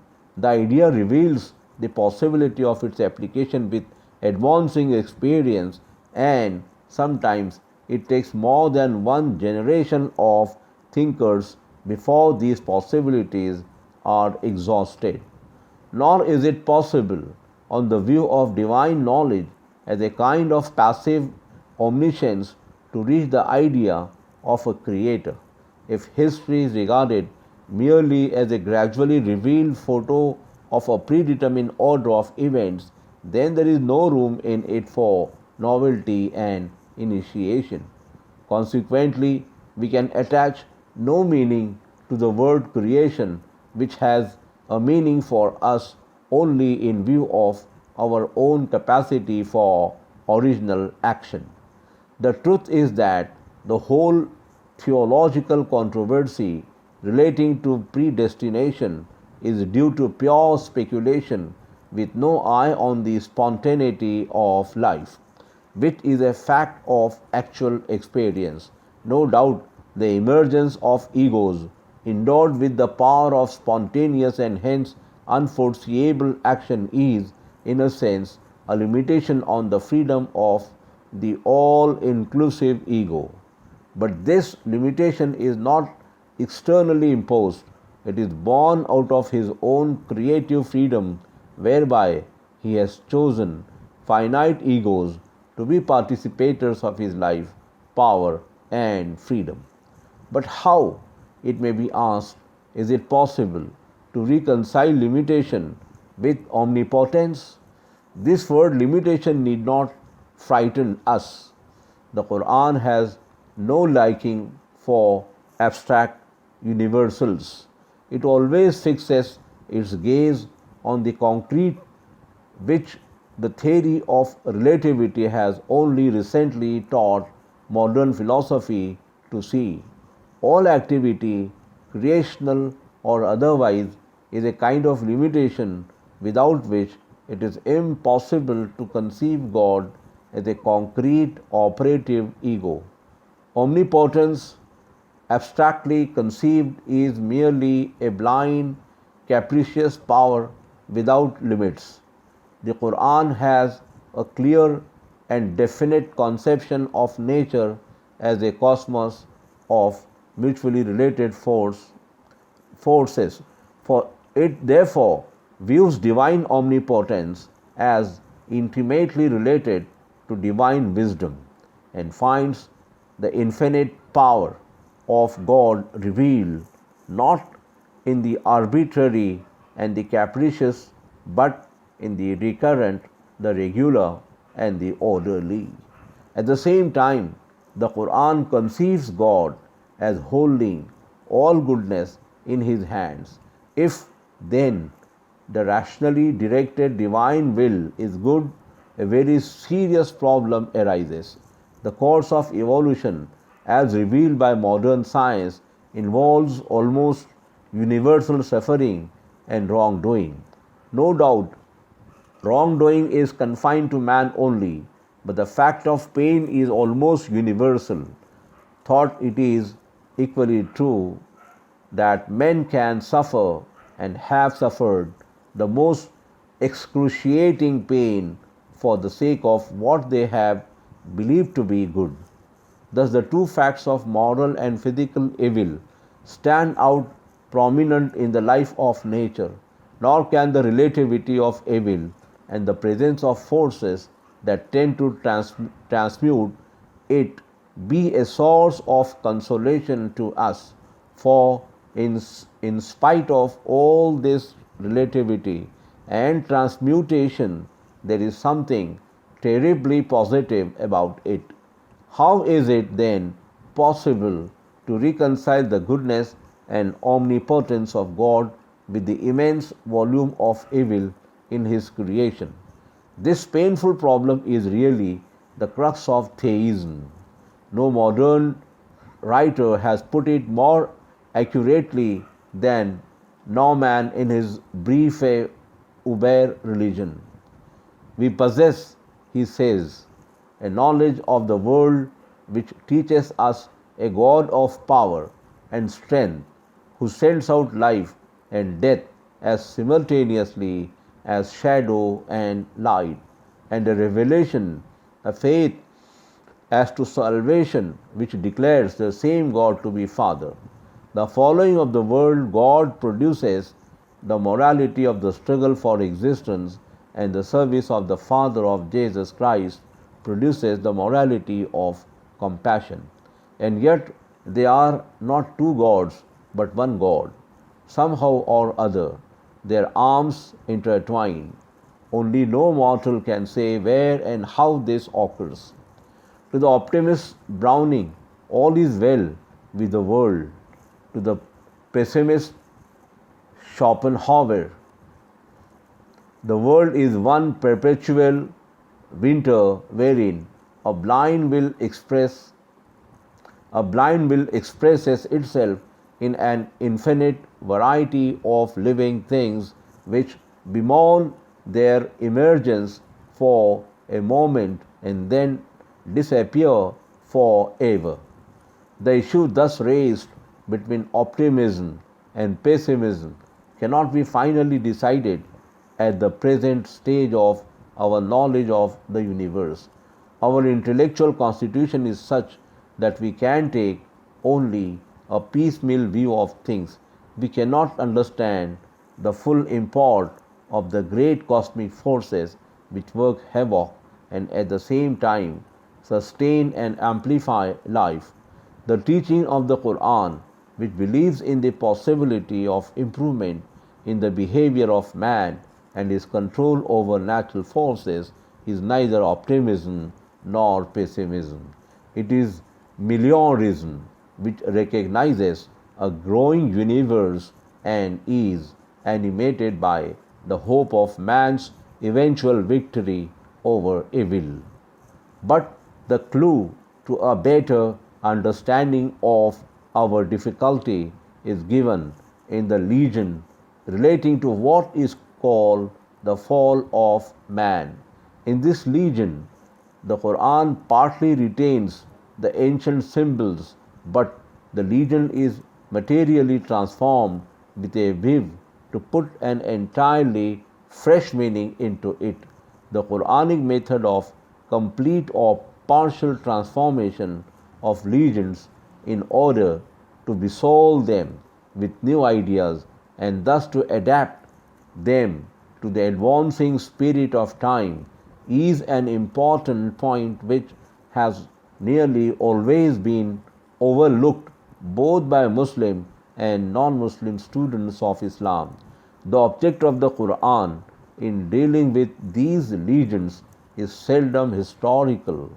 It nearly always aims at giving them a universal moral or philosophical import, and it achieves this object by omitting the names of persons and localities which tend to limit the meaning of a legend by giving it the color of a specific historical event, and also by deleting details which appear to belong to a different order of feeling.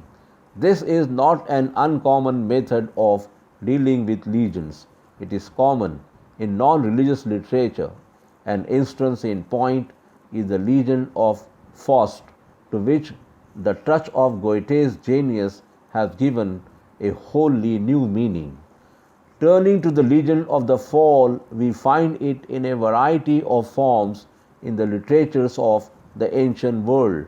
It is indeed impossible to demarcate the stages of its growth and to set out clearly the various human motives which must have worked in its slow transformation. But confining ourselves to the Semitic form of the myth, it is highly probable that it arose out of the primitive man's desire to explain to himself the infinite misery of his plight in an uncongenial environment which abounded in disease and death and obstructed him on all sides in his endeavor to maintain himself. Having no control over the forces of nature, a pessimistic view of life was perfectly natural to him. Thus, in an old Babylonian inscription, we find the serpent, phallic symbol, the tree, and the woman offering an apple, symbol of virginity, to the man.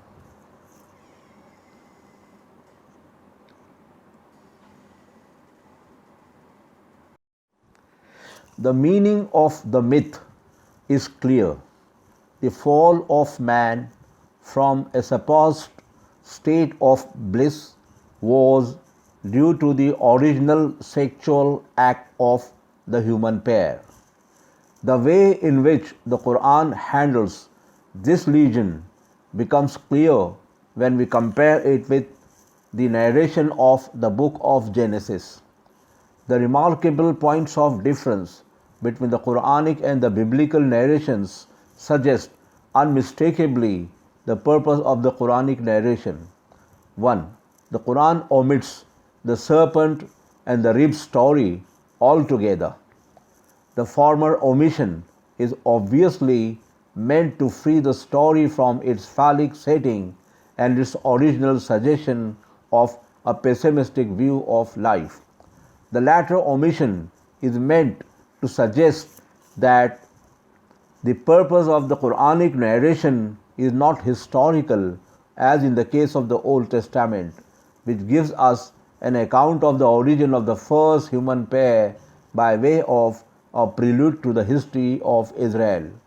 Indeed, in the verses which deal with the origin of man as a living being, the Quran uses the words bashar or insan, not idam, which it reserves for man in his capacity of God's vicegerent on earth. The purpose of the Quran is further secured by the omission of proper names mentioned in the biblical narration, Adam and Eve. The word Adam is retained and used more as a concept than as the name of a concrete human individual. This use of the word is not without authority in the Quran itself. The following verse is clear on the point. We created you, then fashioned you, then said we to the angels, prostrate yourself unto Adam. Chapter number 7, verse number 11. Second, the Quran splits up the legend into two distinct episodes. The one relating to what it describes simply as the tree, and the other relating to the tree of eternity and the kingdom that fail not. The first episode is mentioned in the 7th and the second in the 20th surah of the Quran. According to the Quran, Adam and his wife, led astray by Satan, whose function is to create doubts in the minds of men, tasted the fruit of both the trees, whereas according to the Old Testament, man was driven out of the Garden of Eden immediately after his first act of disobedience, and God placed at the eastern side of the garden angels and a flaming sword turning on all sides to keep the way to the tree of life. Third, the Old Testament curses the earth for Adam's act of disobedience. The Quran declares the earth to be the dwelling place of man and a source of profit to him, for the possession of which he ought to be grateful to God. And we have established you on the earth and given you therein the supports of life. How little do you give thanks? Chapter number 7, verse number 10. Nor is there any reason to suppose that the word Jannat or garden, as used here, means the supersensual paradise from which man is supposed to have fallen on this earth. According to the Quran, man is not a stranger on this earth, and we have caused you to grow from the earth, says the Quran. The Jannat mentioned in the legend cannot mean the eternal abode of the righteous. In the sense of the eternal abode of the righteous, Jannat is described by the Quran to be the place wherein the righteous will pass to one another the cup which shall engender no light discourse, no motive to sin. It is further described to be the place wherein no weariness shall reach the righteous, nor forth from it shall they be cast. In the Jannat mentioned in the legend, however, the very first event that took place was man's sin of disobedience, followed by his expulsion. In fact, the Quran itself explains the meaning of the word as used in its own narration. In the second episode of the legend, the garden is described as a place where there is neither hunger nor thirst, neither heat nor nakedness. I am therefore inclined to think that the Jannat in the Quranic narration is the conception of a primitive state in which man is practically unrelated to his environment and consequently does not feel the sting of human wants, the birth of which alone marks the beginning of human culture. Thus we see that the Quranic legend of the fall has nothing to do with the first appearance of man on this planet.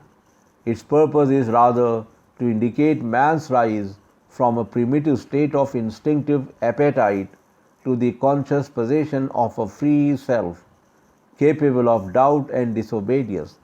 The fall does not mean any moral depravity. It is man's transition from simple consciousness to the first flash of self-consciousness, a kind of waking from the dream of nature with a throb of personal causality in one's own being. Nor does the Quran regard the earth as a torture hall where an elementally wicked humanity is imprisoned for an original act of sin. Man's first act of disobedience was also his first act of free choice, and that is why, according to the Quranic narration, Adam's first transgression was forgiven. Now, goodness is not a matter of compulsion.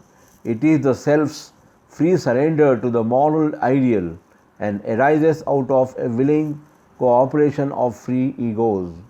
A being whose movements are wholly thus a condition of goodness.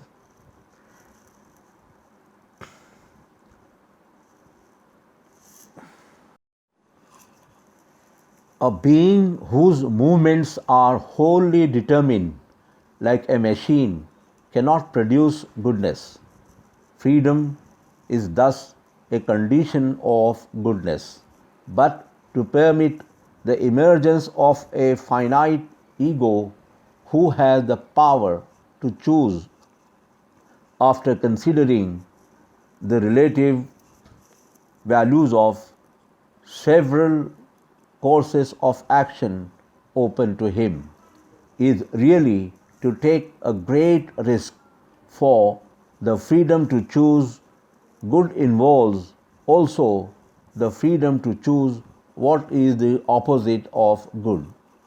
That God has taken this risk shows his immense faith in man. It is for man now to justify this faith. Perhaps such a risk alone makes it possible to test and develop the potentialities of a being who was created of the goodliest fabric and then brought down to be the lowest of the low. As the Quran says, and for trial will we test you with evil and with good. Chapter number 21, verse number 35. Good and evil, therefore, though opposites, must fall within the same whole. There is no such thing as an isolated fact, for facts are systematic wholes, the elements of which must be understood by mutual reference. Logical judgment separates the elements of a fact only to reveal their interdependence. Further, it is the nature of the self to maintain itself as a self. For this purpose it seeks knowledge, self-multiplication and power, or in the words of the Quran, the kingdom that never failed. The first episode in the Quranic legend relates to man's desire for knowledge, the second to his desire for self-multiplication and power. In connection with the first episode, it is necessary to point out two things. Firstly, the episode is mentioned immediately after the verses describing Adam's superiority over the angels in remembering and reproducing the names of things. The purpose of these verses, as I have shown before, is to bring out the conceptual character of human knowledge. Secondly, Madame Blavatsky, who possessed a remarkable knowledge of ancient symbolism, tells us in her book called Secret Doctrine that with the ancients the tree was a cryptic symbol for occult knowledge. Adam was forbidden to taste the fruit of this tree, obviously because his finitude as a self, his sense equipment, and his intellectual faculties were, on the whole, attuned to a different type of knowledge, that is, a type of knowledge which necessitates the toil of patient observation and admits only of slow accumulation. Satan, however, persuaded him to eat the forbidden fruit of occult knowledge, and Adam yielded, not because he was elementally wicked, but because, being hasty, agile by nature, he sought a shortcut to knowledge. The only way to correct this tendency was better suited to the unfolding of his intellectual faculties. Thus, Adam's insertion into a painful rather to defeat the object of Satan, who, as an enemy of man, diplomatically tried to keep him ignorant of the joy of perpetual growth and expansion. But the life of finite ego in an obstructing environment depends on the perpetual expansion of knowledge based on actual experience, and the experience of a finite ego to whom several possibilities are open expands only by method of trial and error. Therefore, error, which may be described as a kind of intellectual evil, is an indispensable factor in the building up of experience.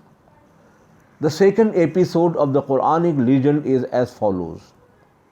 But Satan whispered him, Adam. Said he, O Adam, shall I show you the tree of eternity and the kingdom that fail not?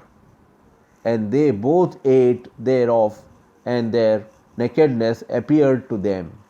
And they began to sieve of the leaves of the garden to cover them, and Adam disobeyed his Lord and went astray. Afterwards his Lord chose him for himself and was turned towards him and guided him. Chapter 20, verses number 120 to 122. The central idea here is to suggest life's irresistible desire for a lasting dominion, an infinite career as a concrete individual.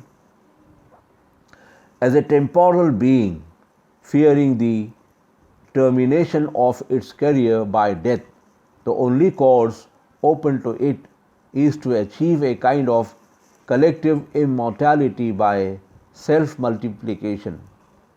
The eating of the forbidden fruit of the tree of eternity is life's resort to sex differentiation, by which it multiplies itself with a view to circumvent total extinction.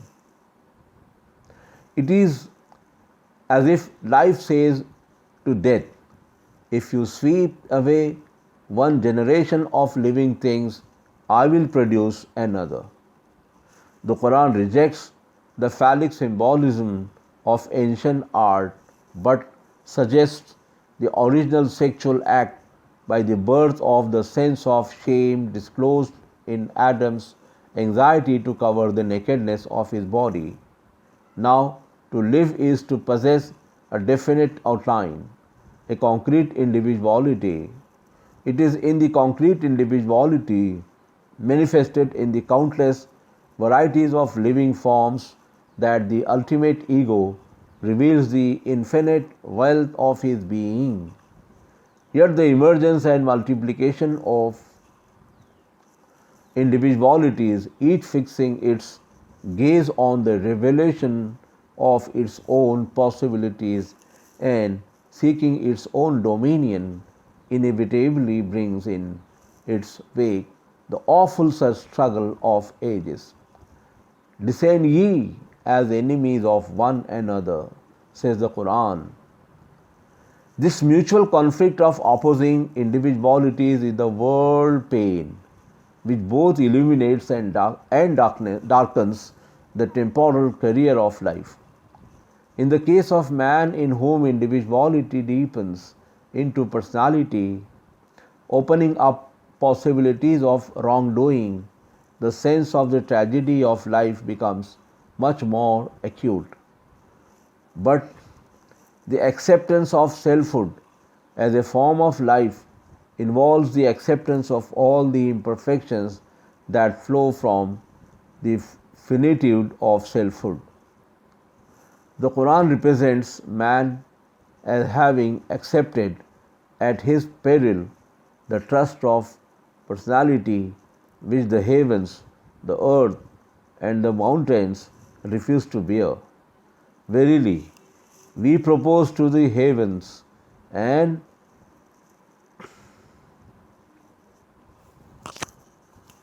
to the earth and to the mountains to receive the trust, but they refused the burden and they feared to receive it.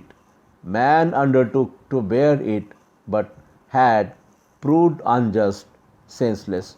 Chapter number 33, verse number 72. Shall we then say no or yes to the trust of personality with all its attendant ills? True manhood, according to the Quran, consists in patience under ills and hardships.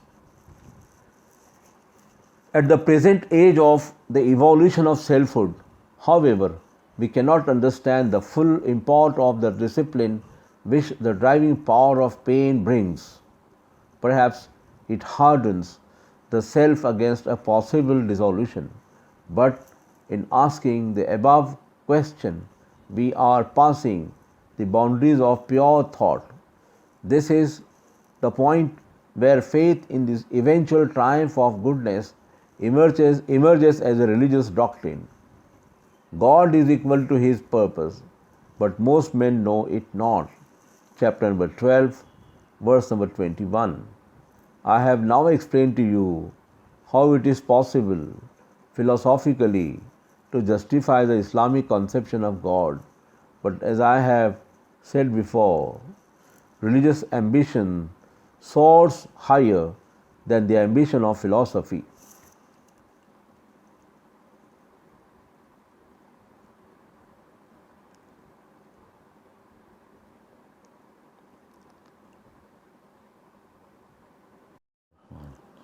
Religion is not satisfied with mere conception. It seeks a more intimate knowledge of and association with the object of its pursuit. The agency through which this association is achieved is the act of worship or prayer ending in spiritual illumination.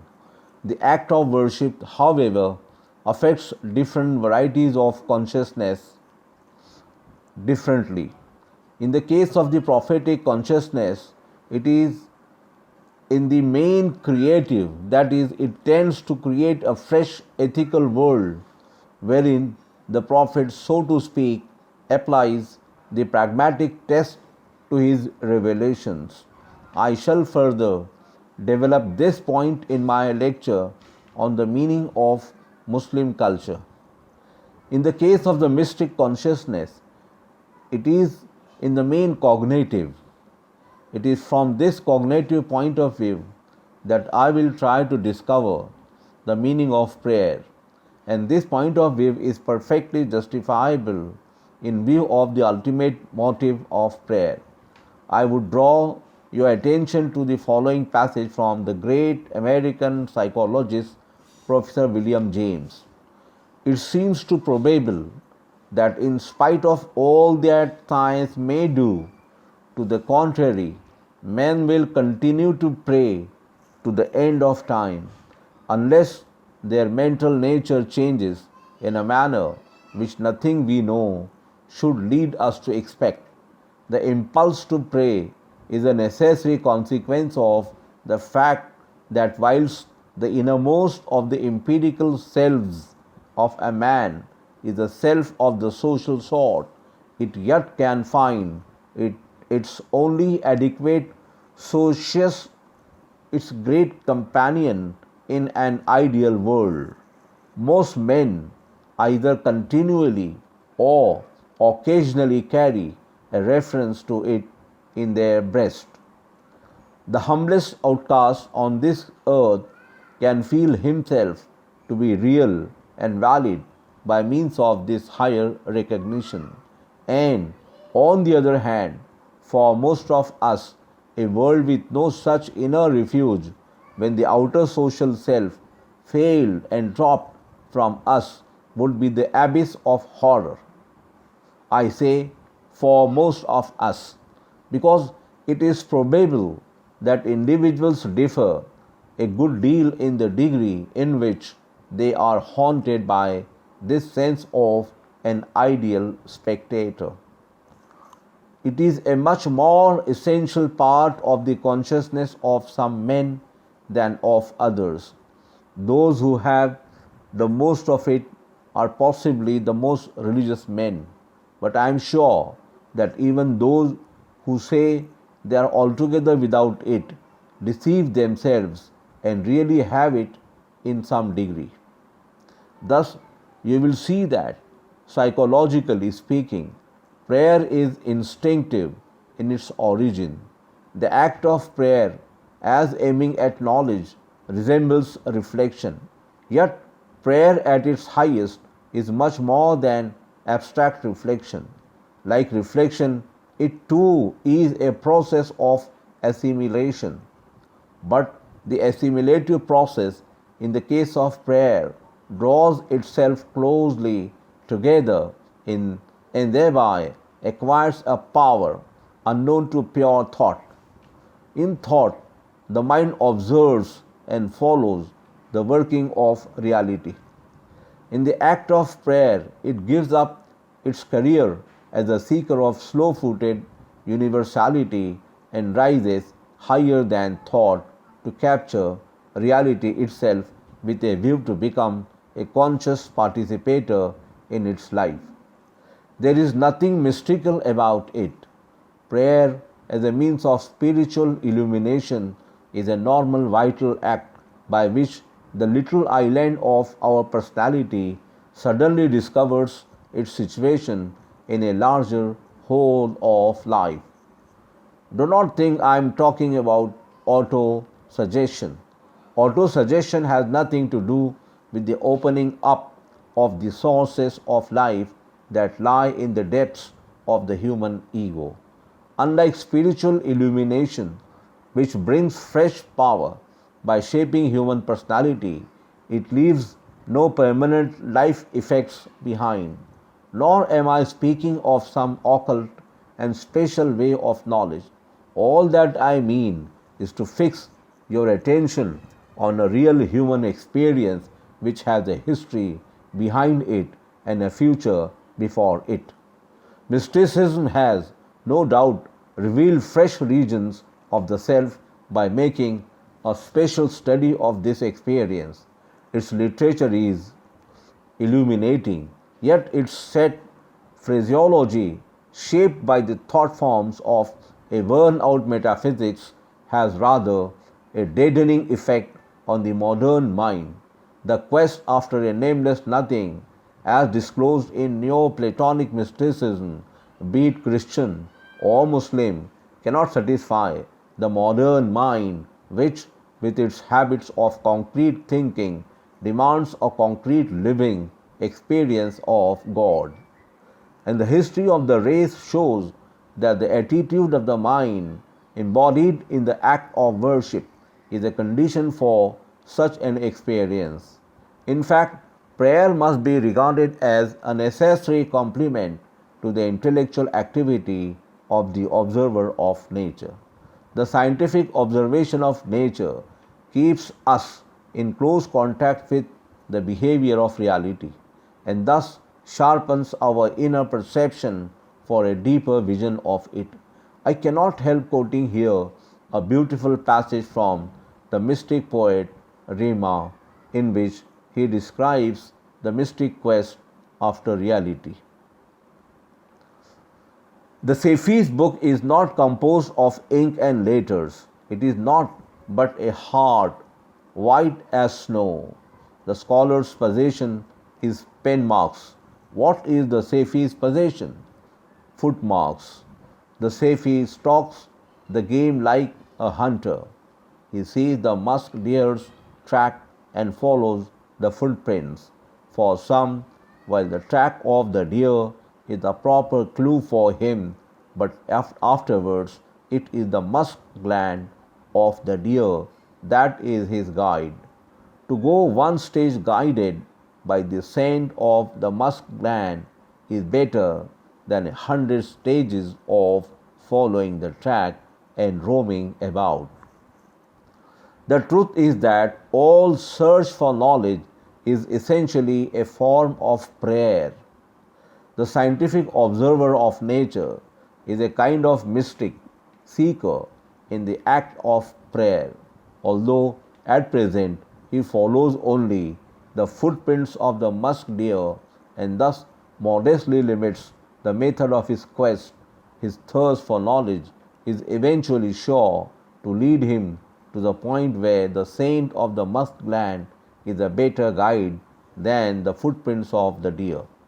This alone will add to his power over nature and give him that vision of the total infinite which philosophy seeks but cannot find.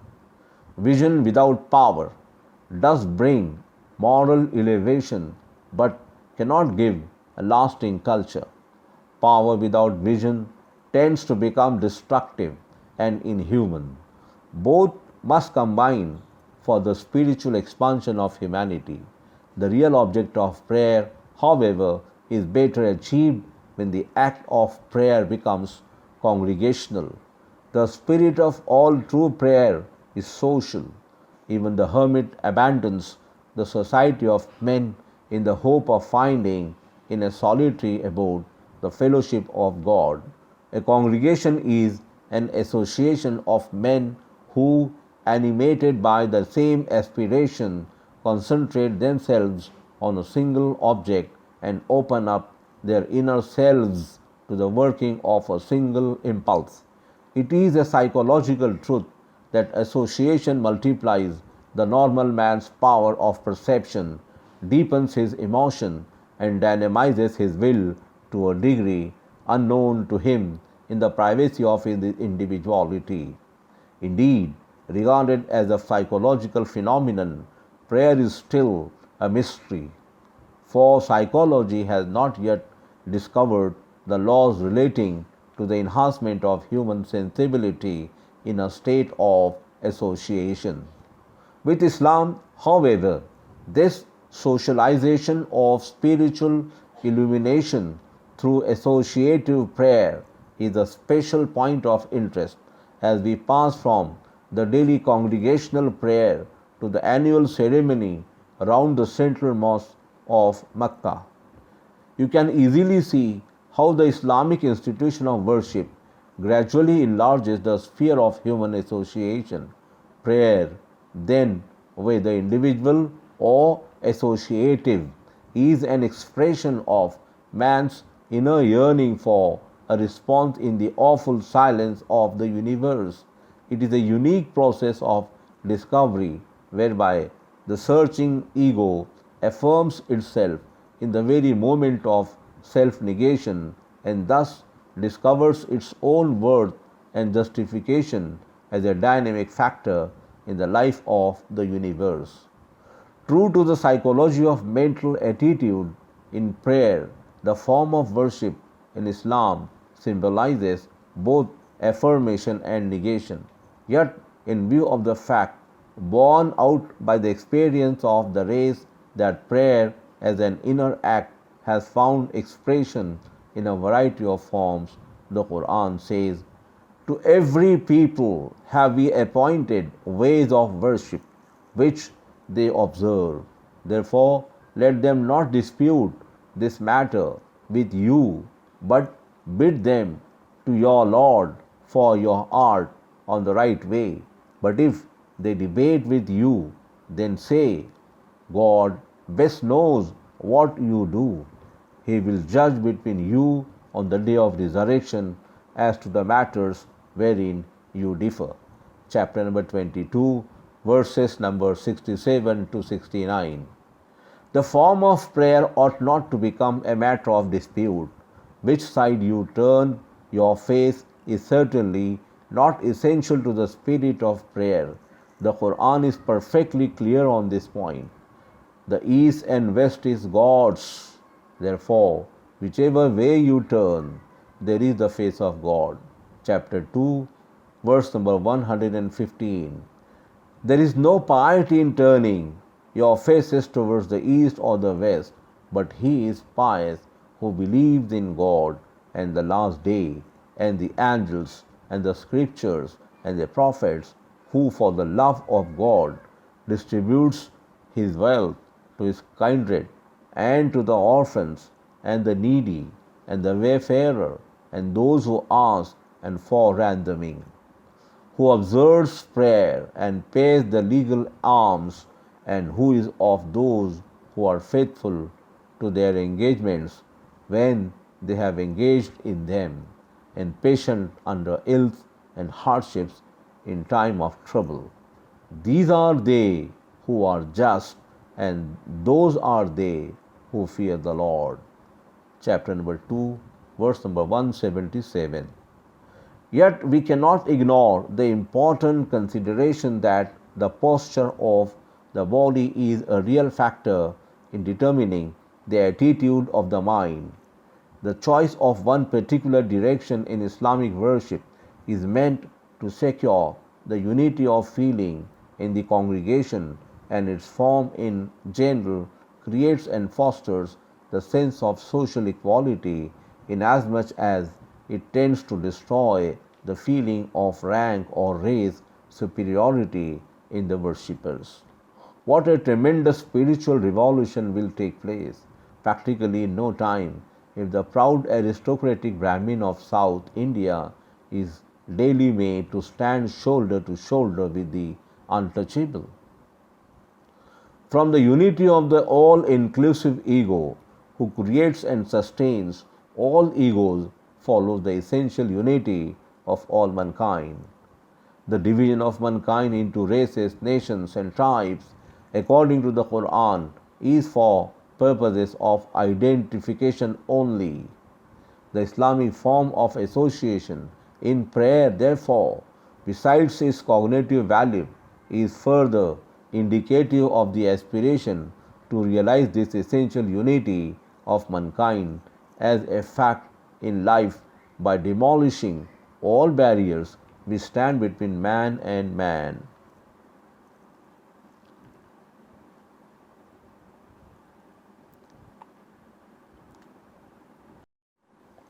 The human ego, his freedom and immortality. The Quran, in its simple, forceful manner, emphasizes the individuality and uniqueness of man and has, I think, a definite view of his destiny as a unity of life.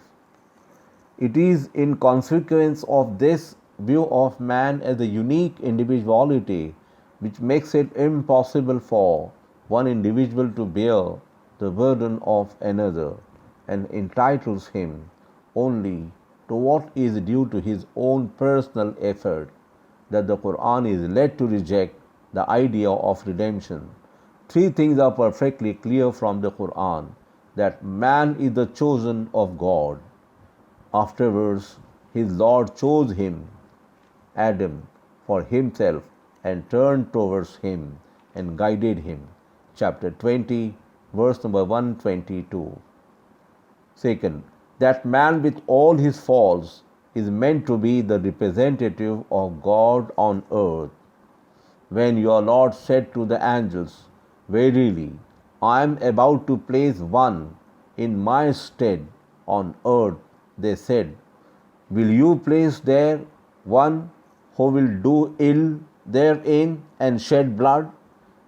When we celebrate your praise and extol your holiness, God said, "Verily, I know what you know not." Chapter 2, verse number 30.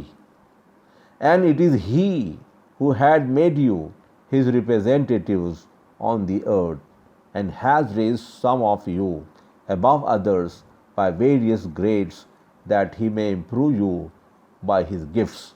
Chapter number 6, verse number 165. Third, that man is the trustee of a free personality which he accepted at his peril.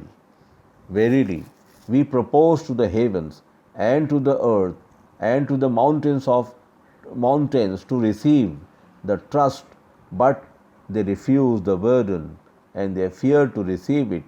Man undertook to bear it, but has proved unjust, senseless. Chapter number 33, verse number 72.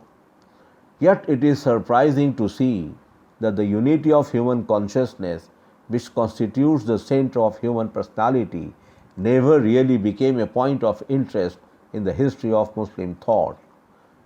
The Mutakallimun regarded the soul as a finer kind of matter or a mere accident which dies with the body and is recreated on the day of judgment. The philosophers of Islam received inspiration from Greek thought. In the case of other schools, it must be remembered that the expansion of Islam brought within its fold peoples belonging to different creed communities such as Nestorians, Jews, Zoroastrians, whose intellectual outlook had been formed by the concepts of a culture which had long dominated the whole of Middle and Western Asia. This culture, on the whole, Magian in its origin and development, has a structurally dualistic soul picture which we find more or less reflected in the theological thought of Islam. Devotional Sufism alone tried to understand the meaning of the unity of inner experience which the Quran declares to be one of the three sources of knowledge, the other two being history and nature. The development of this experience in the religious life of Islam reached its culmination in the well-known words of Hallaj, I am the creative truth. The contemporaries of Hallaj, as well as his successors, interpreted these words pantheistically, but the fragments of Hallaj, collected and published by the French Orientalist L. Massignon, leave no doubt that the martyred saint could not have meant to deny the transcendence of God. The true interpretation of his experience, therefore, is not the drop slipping into the sea, but the realization and bold affirmation in an undying phrase of the reality and permanence of the human ego in a profounder personality. The phrase of Hallaj seems almost a challenge flung against the Mutakallimun. The difficulty of modern students of religion, however, is that this type of experience, though perhaps perfectly normal in its beginnings, points in its maturity to unknown levels of consciousness. Ibn Khaldun long ago felt the necessity of an effective scientific method to investigate these levels. Modern psychology has only recently realized the necessity of such a method, but has not yet been able to go beyond the discovery of the characteristic features of the mystic levels of consciousness. Not being yet in possession of a scientific method to deal with the type of experience on which such judgments as that of Hallaj are based, we cannot avail ourselves of its possible capacity as a knowledge yielding experience. Nor can the concepts of theological systems draped in the terminology of a practically dead metaphysics be of any help to those who happen to possess a different intellectual background. The task before the modern Muslims is, therefore, immense. He has to rethink the whole system of Islam without completely breaking with the past. Perhaps the first Muslim who felt the urge of a new spirit in him was Shah Waliullah of Delhi. The man, however, who fully realized the importance and immensity of the task and whose deep insight into the inner meaning of the history of Muslim thought and life, combined with a broad vision engendered by his wide experience of men and manners, would have made him a living link between the past and the future, was Jamaluddin Afghani. If his indefatigable but divided energy could have devoted itself entirely to Islam as a system of human belief and conduct, the world of Islam, intellectually speaking, would have been on a much more solid ground today. The only course open to us is to approach modern knowledge with a respectful but independent attitude and to appreciate the teachings of Islam in the light of that knowledge, even though we may be led to differ from those who have gone before us. Thus, I propose to do in regard to the subject of the present lecture. In the history of modern thought, it is Bradley who furnishes the best evidence for the impossibility of denying reality to the ego. In his ethical studies, he assumes the reality of the self. In his logic, he takes it only as a working hypothesis. It is in his appearance and reality that he subjects the ego to a searching examination. Indeed, his two chapters on the meaning and reality of the self may be regarded as a kind of modern Upanishad on the unreality of the Jivatma. According to him, the test of reality is freedom from contradiction, and since his criticism discovers the finite center of experience to be infected with irreconcilable oppositions of change and permanence, unity and diversity, the ego is a mere illusion.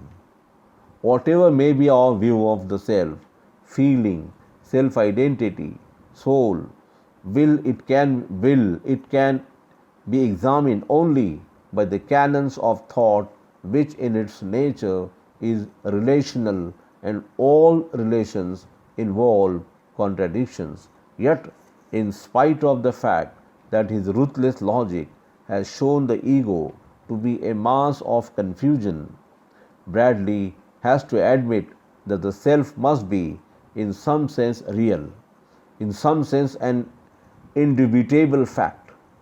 We may easily grant that the ego in its finitude is imperfect as a unity of life. Indeed, its nature is wholly aspiration after unity, more inclusive, more effective, more balanced and unique. We know how many different kinds of environment it needs for its organization as a perfect unity. At the present stage of its organization, it is unable to maintain the continuity of its tension without constant relaxation of sleep. An insignificant stimulus may sometimes disrupt its unity and nullify it as a controlling energy. Yet, however, thought may dissect and analyze our feeling of egohood is ultimate and is powerful enough to extract from Professor Bradley the reluctant admission of its reality. The finite center of experience, therefore, is real, even though its reality is too profound to be intellectualized. What then is the characteristic feature of this ego? The ego reveals itself as a unity of what we call mental states. Mental states do not exist in mutual isolation. They mean and involve one another. They exist as phases of a complex whole called mind. The organic unity, however, of these interrelated states, or let us say events, is a special kind of unity. It fundamentally differs from the unity of a material thing, for the parts of a material thing can exist in mutual isolation. Mental unity is absolutely unique. We cannot say that one of my beliefs is situated on the right or left of my other belief, nor is it possible to say that my appreciation of the beauty of the Taj varies with my distance from Agra. My thought of space is not spatially related to space. Indeed, the ego can think of more than one space order. The space of waking, consciousness, and dream space have no mutual relation. They do not interfere with or overlap